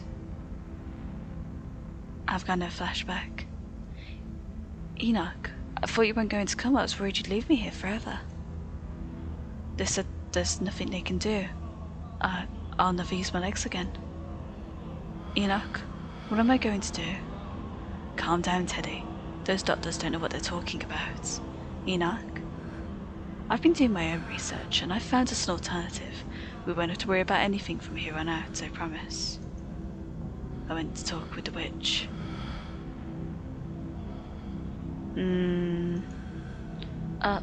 Witch? But that's nonsense. It's alright. It's all sorted. We're taking you home today and everything will be resolved by this time next week. Uh-oh. Everything goes black. Your vision swims back into focus and it takes a solid second or two to reorient yourself. You're in an unfamiliar bed. Reese leans against the far wall, eyeing you with concern and curiosity. Hey! I was worried you'd slipped into a coma or something. You tore down a wall like a wild animal. Found some weird carving and collapsed. I think you might have had some kind of seizure. You okay? I had a vision.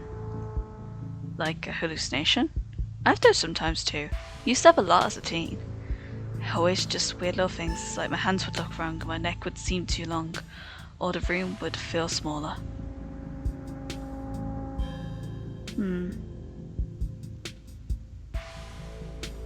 I don't think I give it enough credit, but the music in this game is also really good. I think the carvings are trying to warn me about something.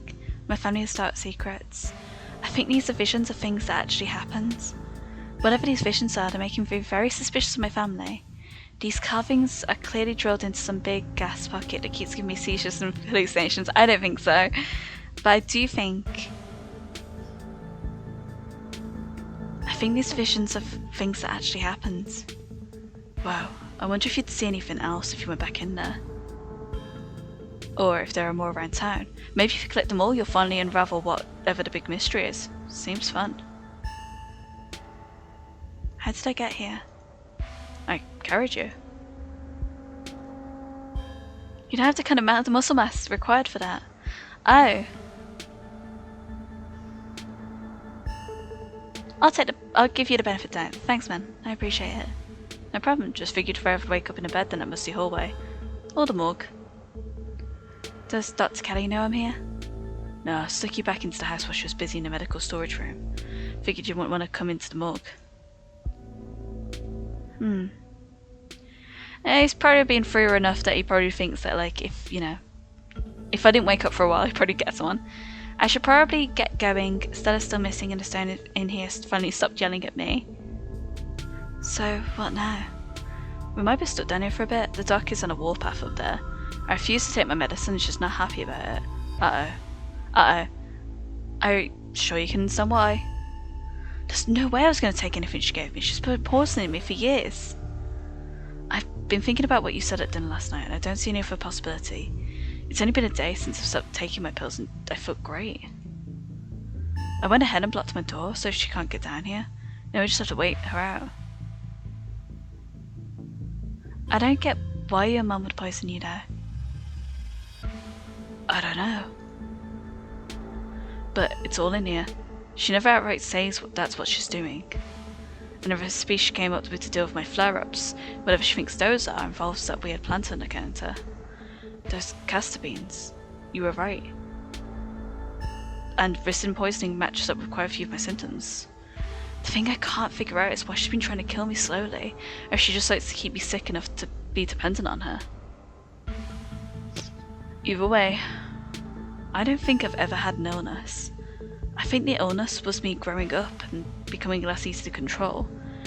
She sure found a cure for that.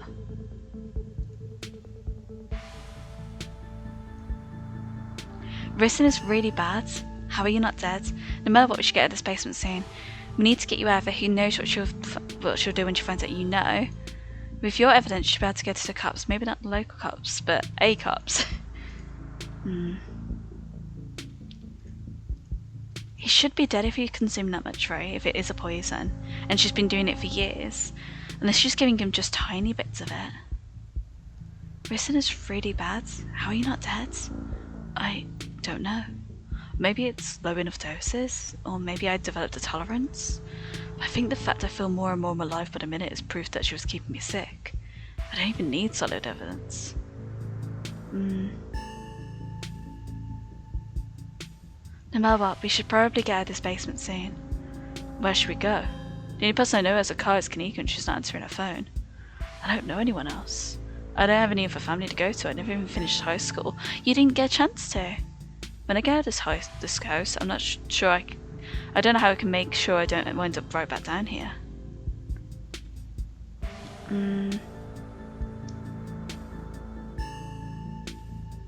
can stay with me if you want, or at least until you can get on your feet.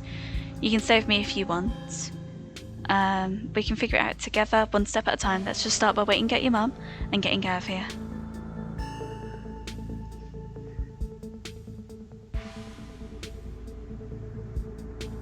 I can't say you can stay with me because it's not my place to say, but I'm sure if I beg Tabitha, she'll give in. So one step at a time, let's just start by waiting out your mum and getting out of here. Yeah. You shouldn't call her my mum. As far as I'm concerned, she forfeited that title. I don't even think I should call her doctor. She's just some woman now. Can't wait for her to be in the rear view mirror for the rest of my life. Well, we'll see if we can wait her out. If she doesn't fall asleep by 10, we can figure out something out. These windows are supposedly shatterproof, which she always said was for burglars. Now I assume it's just another way to keep me boxed in. But we can try to break them anyway. A distraction seems like a good idea. I should probably tell I'm getting a little jittery. Maybe it's the lack of poison in my system for the first time in years, or the fact that my whole perception of reality has been turned its head. Probably a combo. It'd obviously take more than a day for ricin poisoning to be out of his system. It doesn't feel awful, to be honest. You could always draw me. I'm not. I believe you show me only a showing of Shino Chi Death Blood. Do whatever it is you do to kill time, preferably something that will help me ignore my mounting anxiety. I'm chill with whatever, just go with the flow. I'm gonna say, I believe you owe me a showing of Shino Chi Death Blood. I believe I do. Let's just chill out. Reese gets the movie set up and joins you on the bed. And there's a little picture of it. Let me know if it gets to be too much for you. I'm not a great judge of how other people will react to this sort of things I watch, but I definitely don't want you to feel uncomfortable. This is a slow burn of a movie, but the dread it's managing to build is palpable in the room.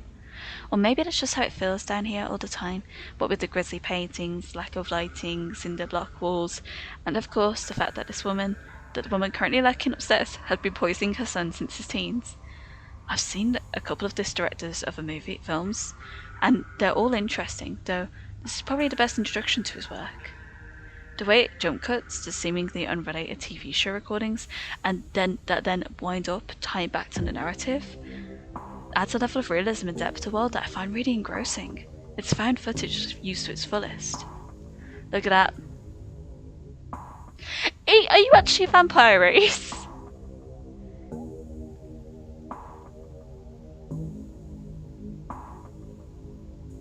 But then, how would that even happen?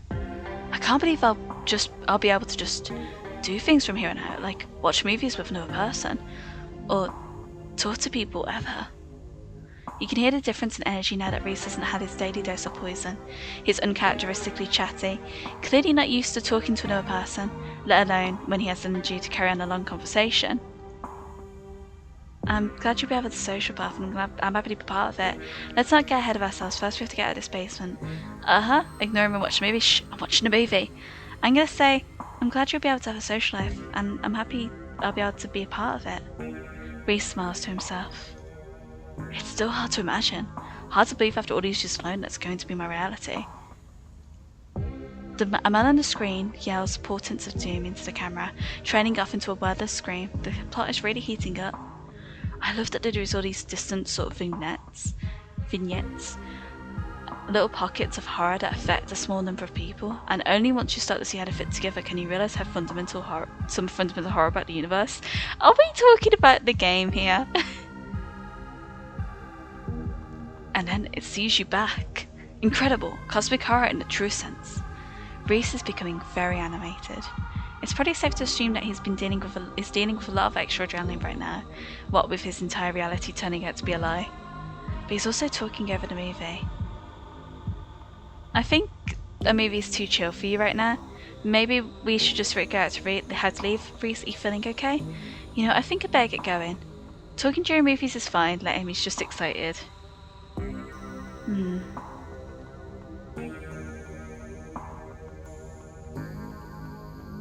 Reese, are you feeling okay? I'm just jittery. I've had a really weird day, and I think being down here is making me anxious. I'm all hopped up on adrenaline. Maybe waiting at the dock is a bad idea. The longer we wait, the more likely she is that she'll figure out that we're onto her, and it would be too easy for her to lock me up again and be thorough about this time. There's a knock on a window. Hi, Wayne! Socks, don't get any closer to that thing. It's time to go home. That voice, I know that voice. Is that who's been following you around? Oh, Wayne, are you trying to save me? Without another word, Wayne starts pounding on a supposedly shatterproof window. Enemies upstairs, enemies outside. We're surrounded. Even if I get out of this house, I won't be safe. You won't be safe. What? Oh, these answers are all a bit weird. What do you mean? Wayne isn't going to hurt you. He hasn't hurt anyone. Yes, he will. He's furious with me. Can't you hear it? But I'm not weak anymore. I can fight back. I don't have to cower in fear from the people who want to hurt me. I can protect both of us, Socks. Why are we not looking at Reese at the moment? Reese? The window shatters. Uh-oh. Okay. As Reese tears at his clothes. Oh no. I'm in danger. Oh, all of the paintings are like coming to life? How is he doing this? Paint bubbles fly out from the canvases, his ghoulish figures peeling themselves out of their two-dimensional worlds, invading yours, crawling up the walls. Grab my hand, I'll pull you out. I'm gonna grab Wayne's hand. Leave us alone! Uh-oh. In a surge of violence. Uh-oh, uh-oh. Uh-oh. In a surge of violence, the change that has been brewing inside of Reese finally comes. As it manifests, a broken basement window is sealed off and Wayne along with it.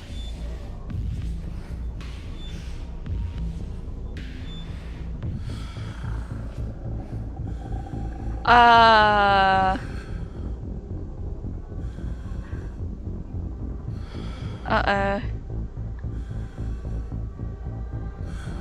Oh gosh, oh gosh, oh gosh. This is a decision to be made. Are you... Are you going to try and kill me to keep me safe? Or are you going to... We aren't safe, but I feel strong now. I think I can save us. Stay here. I'll be right back. I have to deal with the doc. Reese storms upstairs, leaving you with his smears. I'm going to call Tabitha for help. Oh, good. Call Tabitha. You dial your cousin's number. Hey, where are you?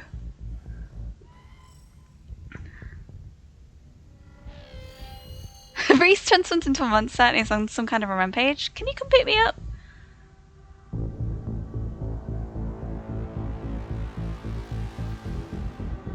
I'm at the clinic. I think Dr. Kelly's in danger. Reese on some kind of rampage. Can you pick me up? What? Don't move a muscle. I'm coming to get you. Your cousin hangs up the phone. You're not sure who to help. Best to follow Reese and see how things play out. Try and leave. Try and warn Dr. Kelly. Oh gosh, oh gosh. I didn't expect this to happen.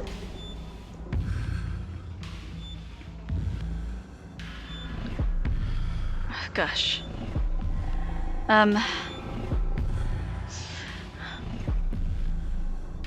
You make your way to the door that beckoned you yesterday, all intrigue now washed away. You know where it leads, and you know what secrets the stone that lurked in a forgotten basement of the clinic had to share with you. Now the clinic holds a new horror. Somewhere beyond the narrow hallway leading from the house proper into the doctor's office, there is a monster, preparing to do something unthinkable. Open the door. You grasp the handle and turn. Street smart Dr. Kelly emerges from the shadows and levels a firearm in your direction. You instantly notice it's not a proper rifle, but some kind of tranquilizer gun. Duck! What, where? Just don't tell me what to do. Duck? I'm not arguing with a woman with a tranquilizer gun. You do as she says, ducking out the way. She shoots. The gun isn't very loud. There's only a pop as a projectile leaves the barrel, whizzing through the air. You turn to see a dart embedded in Reese's chest. He pulls the tranquilizer dart from between his ribs, heaving heavy breaths as the drug courses through his system. You're going to have to try harder than that, you but... No. How did you... As if you could stop me, you pathetic waste of flesh. Oh, it's all kicking off, isn't it? It's all kicking off in this house. Oh my gosh. Wayne broke through. Wayne, whose side are you on? I thought you were on ours, but then you threatened Stella last episode. Before Wayne takes another step down the stairs, paint flows out between the cracks in the woods. Reese is panic, pulling in a mob of furious smears to hold his enemies in place. The artist darts away, but the smears continue their work in his absence. Wayne, are you okay? Dr. Kelly makes her escape down the hallway, and Wayne is overcome, glued in place at the top of the stairs by stiffening globs of paint.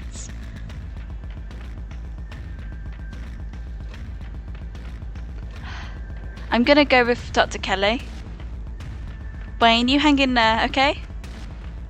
You run forward, braving the onslaught of the smears, dodging them best as you can to try and see where Dr. Kelly went. The door in front of you is smothered in paint. Hey! Dr. Kelly's voice crackles out of some unseen speaker. You, Socks.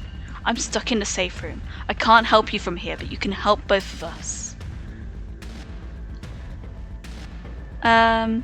Okay, so we've got, you survived what's going on. What the hell is your son, ma'am? I'm sure Wayne can handle this. I'm not helping you. You're poisoning him. You deserve to pay the price. What, so you can keep poisoning him forever? I don't think this is the time for that. She should have made him aware of what he is, but let's go with... You survived. What's going on? I think you can probably put that together. I need you to get the medical storage room. I'll give you further instructions when you're in there. Okay? Let's go. You turn back around and head to the medical storage room. I'm here. Great. Now listen to me. I need you to use the black taped key to get into the cabinet and bring me the elephant tranquilizers. It's a bottle labelled carfentanil.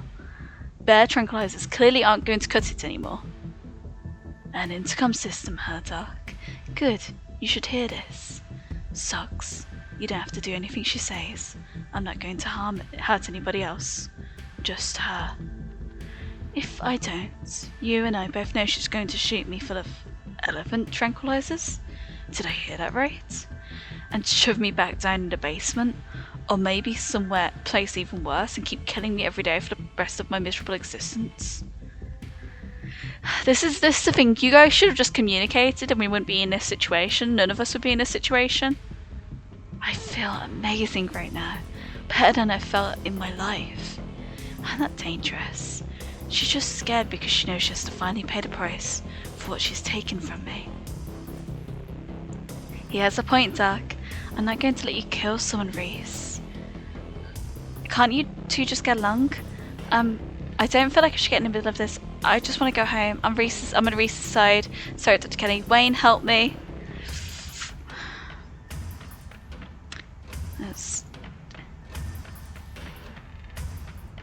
I don't want you to hurt her. Reese, even if you're unhappy with this, you don't have to kill your mum. I'm not gonna let you kill someone, Reese. Why not? She wasn't afraid I might die. Does she know those tranquilizers aren't going to kill me? Does she care? Trust me, Reese, I've always been careful with your medication. I want you to live. I love you. Tell yourself whatever lies you have to, Mum. If you wanted a good relationship, you had your chance, and you decided to convince me I was dying, instead of just letting me exist. Oh, Wayne's there now. The gang's all here. Where's Stella? Don't try to spin it like some kind of crime of passion now that the consequences are staring you in the face. Enough. Wayne, don't kill him. Reese cries out in pain. What the hell did you do to my shoulder? I'll handle it. Try to get somewhere safe until then. The two stagger off down the hallway. Quick, grab the tranquilizers and head to the safe room.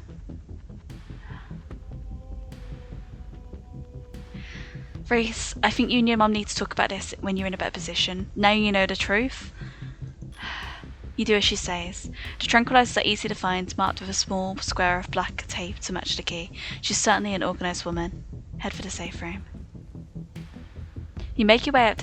There's no reason why she couldn't have let him go out and live a life, though, with the medication. She could have just always been his escort. Do you know what I mean? You make your way out of the medical storage room and back to the hallway where Dr. Kelly disappeared. As you approach, Dr. Kelly heaves the door, open the door, slowly breaking apart the mass of paint sealing it shut. Hurry! I don't think I can keep it open for long. You slip past her into the safe room. She shuts the door quickly, though one of the little smears manages to slip past her. She stomps on it. Painted viscera splatters the cement floor. It sounds like Reese and your friends are still fighting. Probably have a few minutes before she gets in here. Why does she look like really cool though? Okay,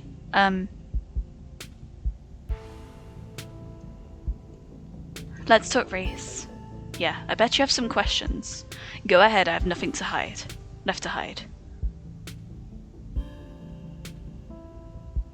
When did you find out? A little after he hit puberty.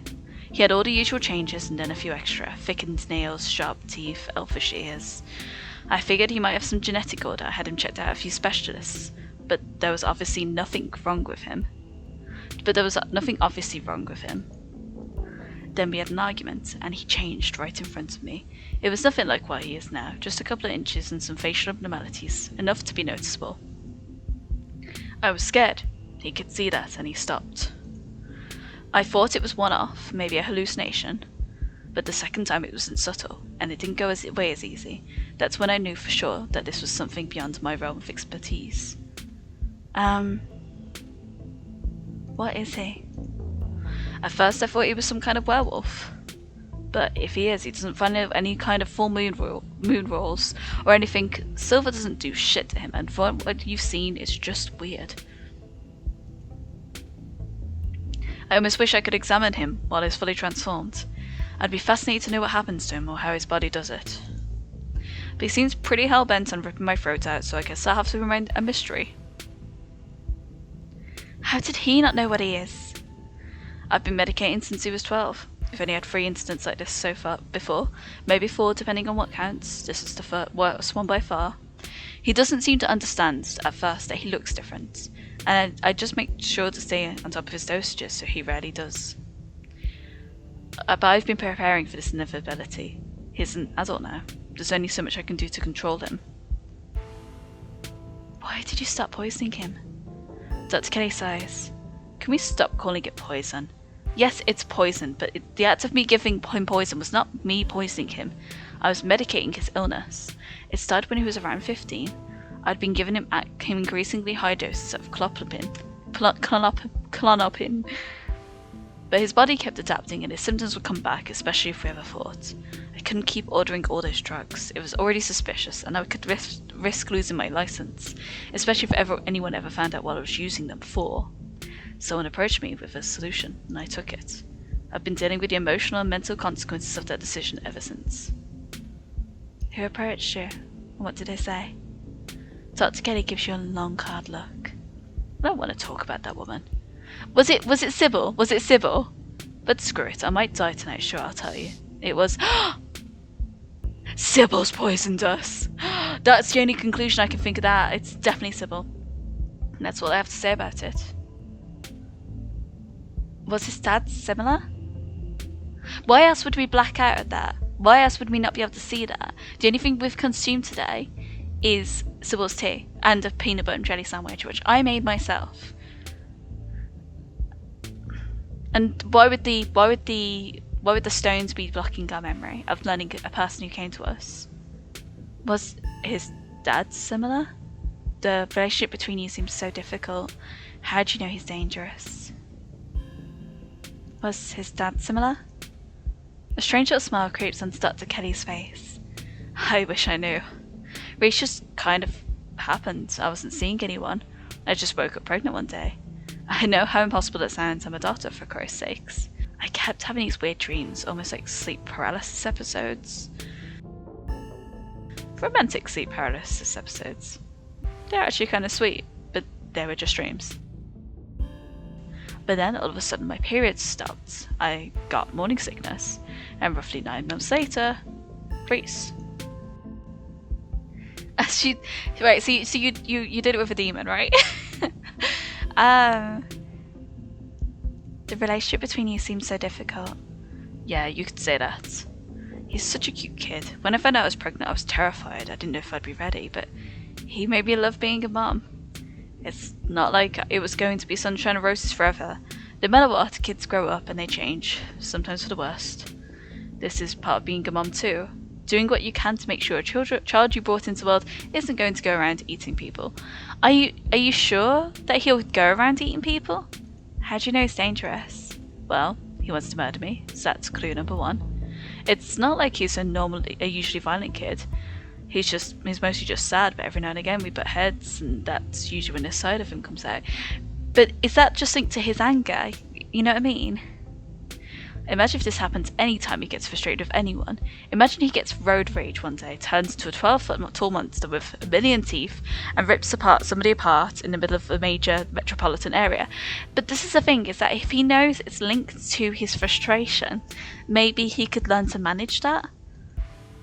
Yeah, he's dangerous. I mean, don't you think what you're doing might be a self-fulfilling prophecy? I mean, that doesn't mean he's dangerous. I mean, you are the biggest threat to him. Don't preach to me. Sure, right now I'm the focus of his ire, but who's to say he's not just going to find a new target once I'm out of the picture? I know what he's capable of, so it's my job to make sure he doesn't hurt anybody. Okay, what is this room? Old X-ray room. Lead walls. After I realised this whole situation was a possibility, I had the door reinforced with special remote controlled locks. Glad it could finally come in handy. What's the game plan here, both short and long term? Well, I pump him full of elephant tranquilizers, then I lock him in here, and then I somehow convince him to see things from my perspective. Then we all live happily ever after.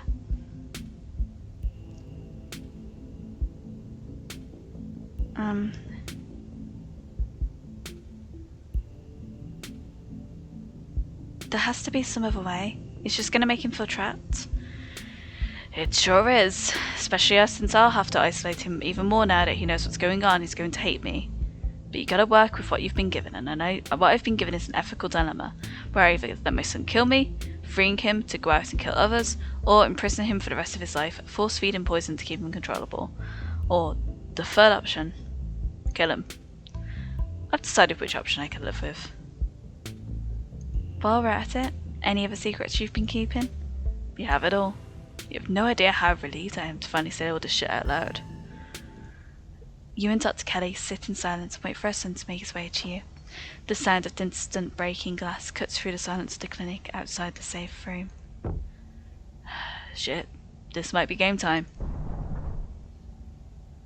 Dr. Kelly opens the door. The two of you stare out into the hallway.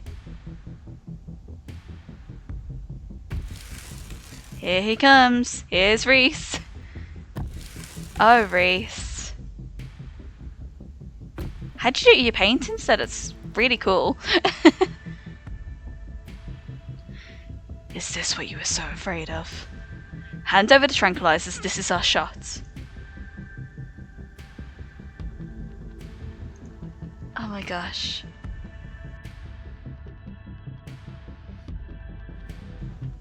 I'm really struggling with the decision here because I think she's wrong for what she's done. I don't want her to kill him there. I don't want him to kill her, sorry. Because she, as much as she's the person who's done this to him, she's also the only person who can help him.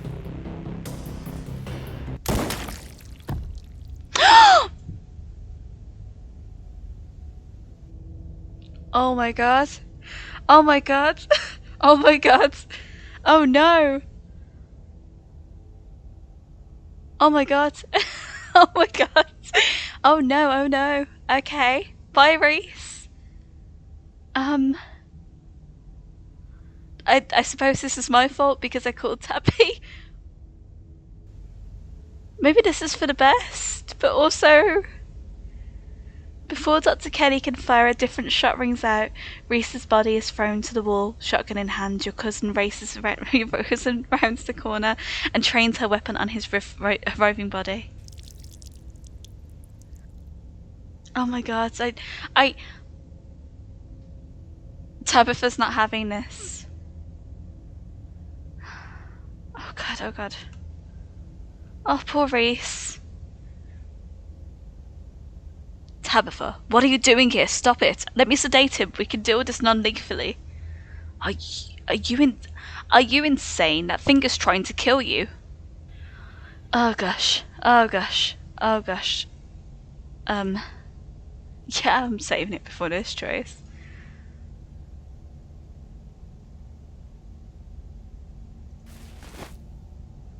You leap forward, placing your body between Tabitha and a whimpering Reese, his face already twitched, trying to stitch itself back together as he writhes on the ground. Socks, what the hell do you think you're doing? Don't kill him, he's still a person. My person, my ass, did you see his face? Both of you shut up and help me drag him into the safe room now. You turn to see Dr. Kelly already pulling her son towards the open doorway. Tabitha swings the gun into her back, huffily jumping in to help Dr. Kelly. It's not long before his regenerating body is sealed behind the door. Not exactly how I thought that would play out, but at least none of us are dead. If you've done any permanent damage to him, you're going to be the one paying for the medical supplies, Miss Scarlet. You aren't seriously going to keep that thing alive, are you? It's clearly dangerous. What makes you think you can keep it locked up? It is my son, Miss Scarlet. And despite appearances, he is still human. I prefer you to refer to him as such. And I've managed to keep him locked away and harmless for years. Sure, it'll be a little more difficult now that he knows about his condition. But that room is lined with lead. He's not going anywhere. He's human. Are you sure about that? Are we talking about the same guy? Trust me, I've done genetic tests. He is human somehow. And it's my job as his mother to protect him. And to protect people from him. It's not a burden I take lightly. You don't have to worry about him getting out anytime soon. Get off my cousin's back. She's the only reason you're still breathing right now. He's not some monster. He deserves to live, Tabitha. He's a monster, but even monsters deserve a chance to live, Tabitha. And what about when you die, Doc? What happens then? Reese is a good guy. He's just misunderstood. Dr. Kelly brought us time, but I'm sure we can figure out what to do about him later. I want to go home. I'm parked just down the hill. And Joan? I'll be checking in on you. You'd better figure out what to do with him soon, or I won't hesitate to step in and make sure he's dealt with before he manages to break out again.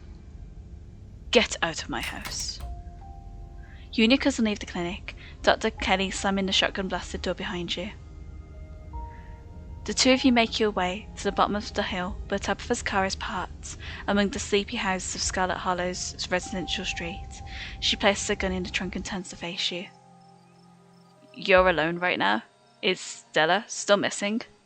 I tried calling her a couple of times, but I kept getting a stupid voicemail. Yeah. The two of you are interrupted by the jingling of dog tags. Gretchen! Hi, Gretchen, buddy! Gretchen appears at the edge of the road, running as fast as her geriatric pug legs can carry her. Gretchen seems distressed. She whines as she stares up at you from the ground, eyes desperate, anxiously jumping back and forth and darting away when you try to lean down to her. Gretchen, but where's Stella? I think she seems distressed, so... Looks like we're about to find out. You and Tabitha follow Gretchen into the woods. God, I hope she's not leading us to a body. Gretchen nervously runs ahead of you and Tabitha. Looking back to make sure you're still there, she leads you into the dark woods. Before long, the trees thin, and you find yourself on a steep hill by a two-lane road lined on one side by a sheer rock. There, sitting on a log, staring mournfully out at the asphalt, is Stella. You watch her from the underbrush. She's alive, thank God. She sounds more exasperated than relieved. Any sort of emotion's a good emotion. Oh, you know by now it's just her trying to cover up genuine emotion. There we go. She's deeply relieved and terrified to show such vulnerability. You should go talk to her, Tabitha. She'll probably be glad to see you.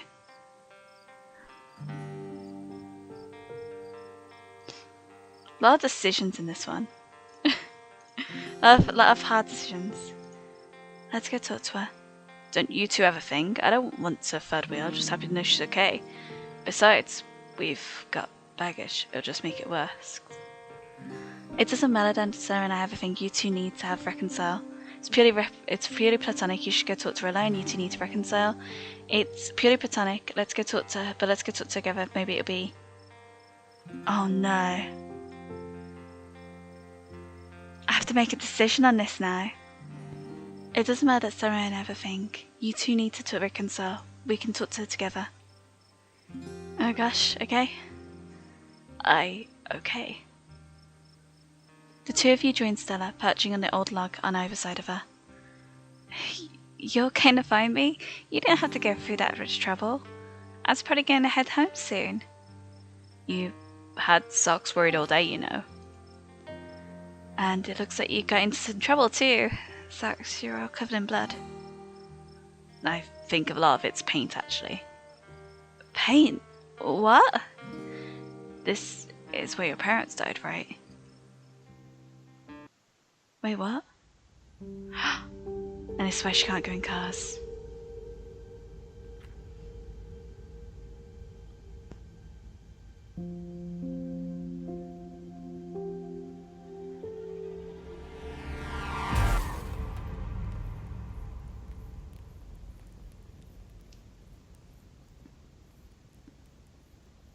It's a pretty vicious accident.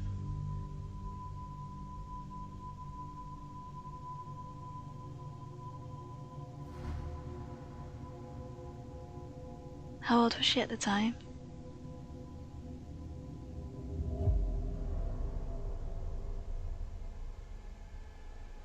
Oh? Oh no. Oh, Stella.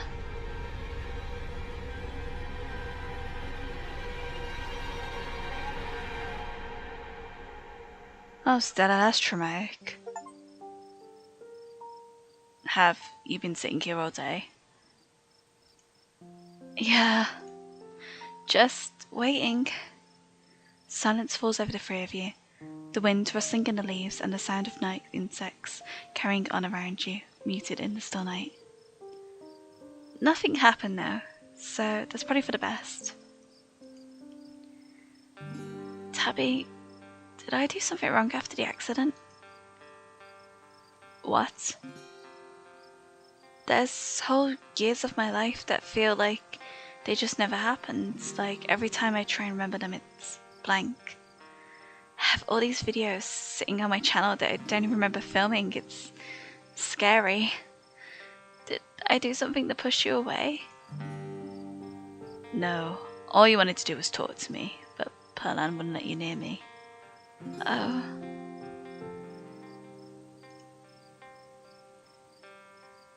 Tabitha, stop hiding behind your mom's corpse. She's gone. The only person who makes a decision about your life now is you. Hey!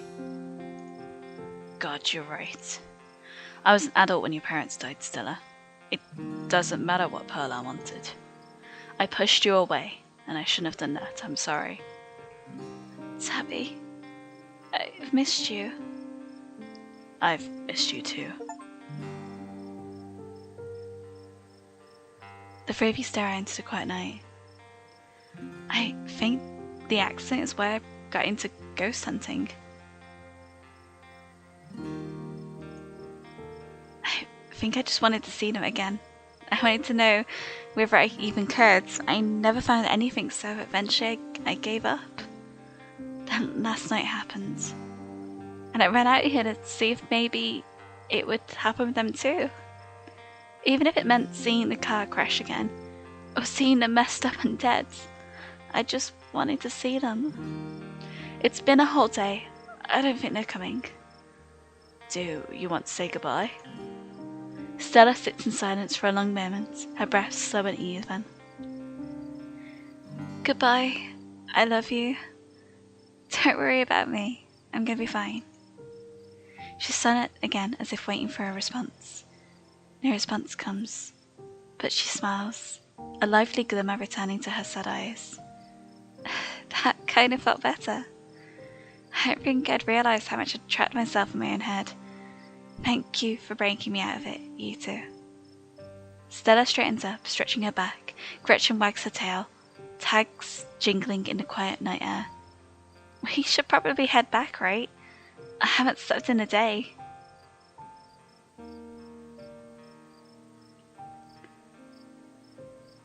She doesn't need to hear about this tonight. You keep the events that have transpired at the clink to yourself, at least for now. The three of you and Gretchen make your way back through the woods before arriving at Stella's house. This is me. I guess I'll see you around. Stella, do you have a thing for my cousin? You two need to talk without me around. Before either of you or Stella can get a word in, Tabitha's already turned and walked away. She's not wrong. Do you want to come in? I wouldn't mind sharing my bed tonight. It'd be comforting to have another living person next to me. I hope you feel the same. How about we all go up to the mansion so that Tabitha's also not by herself? How about the three of us, me, you and Gretchen, go up to the mansion? so there's four of us in the mansion. Tip, dialogue options marked romance will start a romantic arc with the character you're talking to, and will lock you out of romantic arcs with other characters. Yes, please. I've started Stella's romance route. Stella ushers you inside, a barely contained grin, threatening to split into an excited smile. Let me just go take a quick shower. I've been sitting outside for a day and I need soap. It'll just take a minute, then we can get cozy. That's fine, go for it. She hurries off, leaving you and Gretchen in the living room. I had a shower this morning. Oh, right, I've got blood and viscera on me. Oh man, I would kill for a shower. Stella laughs. Yeah, I'm sure you've put up quite a lot of grime today. It's all yours once I'm done. Okay, thank you. I realise I'm covered in blood and viscera. thanks to thanks to the actions of today. She hurries off, leaving you and Gretchen in the living room. Hey Gretchen, just gonna have some time to hang out? Be nice to just put the TV on for a bit. Gretchen immediately curls up in her bed, clearly exhausted after a long day of worrying over Stella. But before she has the chance to fall asleep, a heavy knock startles her and you. Gretchen growls. There's someone at the door.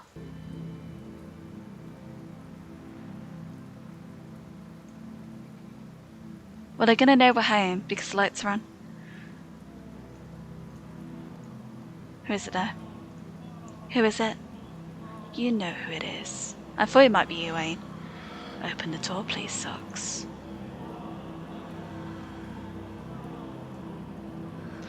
Why am I making so many decisions this episode?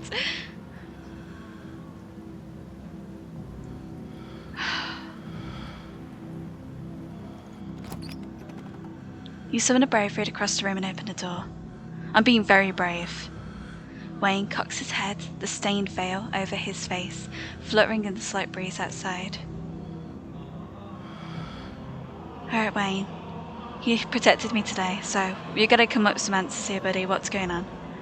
The outside of his clothes are streaked with what at first you think might be gore, but you quickly realise it's actually paint. And there are wide claw marks down his shirt, but he's still one piece after his altercation with Reese.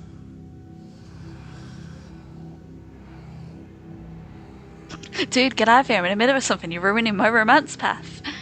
I never say if slotted in. Wayne, I was so worried about you. No need to worry. The boy managed to catch me off guard with those little constructs of his, but he wouldn't stand a chance against me without little tricks like that. I won't keep you long.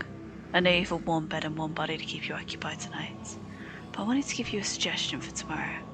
You should take advantage of Tabitha's absence at the estate. Forbidden places won't be forbidden without her to stop you. Do a little exploring. You might be surprised at what you can find.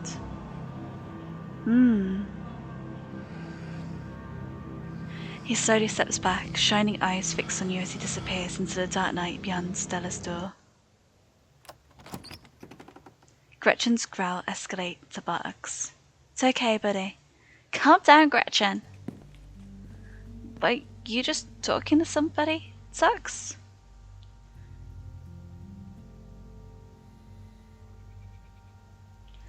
I'm not starting a romantic path on lying. Wayne stopped by. He's still following you? Are you sure we're safe? I think he's on our side. You think so? I guess that's good. I still don't love the thought of him stopping by unannounced at all odd hours of the night though. But you'll let us know if he tries anything, right, Gretchen? Gretchen snarls, yapping fiercely. That's right, Gretchen. You're the most vicious little geriatric pug there is. You know, the thought of your creepy stalker, whether he's on our side or not, makes me feel a lot better about having you around tonight. It'll be nice to have somebody next to me, if I get scared in the middle of the night. Speaking of, I'm exhausted. Let's turn in. Oh, right, but you said you wanted to shower. Sorry, head's a little fuzzy from staying up for the past day. There's fresh towels in the bathroom. I've got some extra bathrobes. I can put your clothes through the wash. They'll be extra clean and fresh in the morning. That'd be great if you could, Stella. I'm going to go contemplate life in a very clean shower. It somehow feels like the longest and shortest shower you've ever taken. Too tired to think, too tired to process the flow of time. Stella sits outside the bathroom door and makes quiet and comfortable small talk with you. And then you're done. You dry off and step into one of her extra robes. Hi, Stella. So, are you coming in? I am. You walk by Stella and into her bedroom. She gently closes the door behind you. Sorry, I didn't climb up beforehand. You can think of it as getting the authentic Stella experience.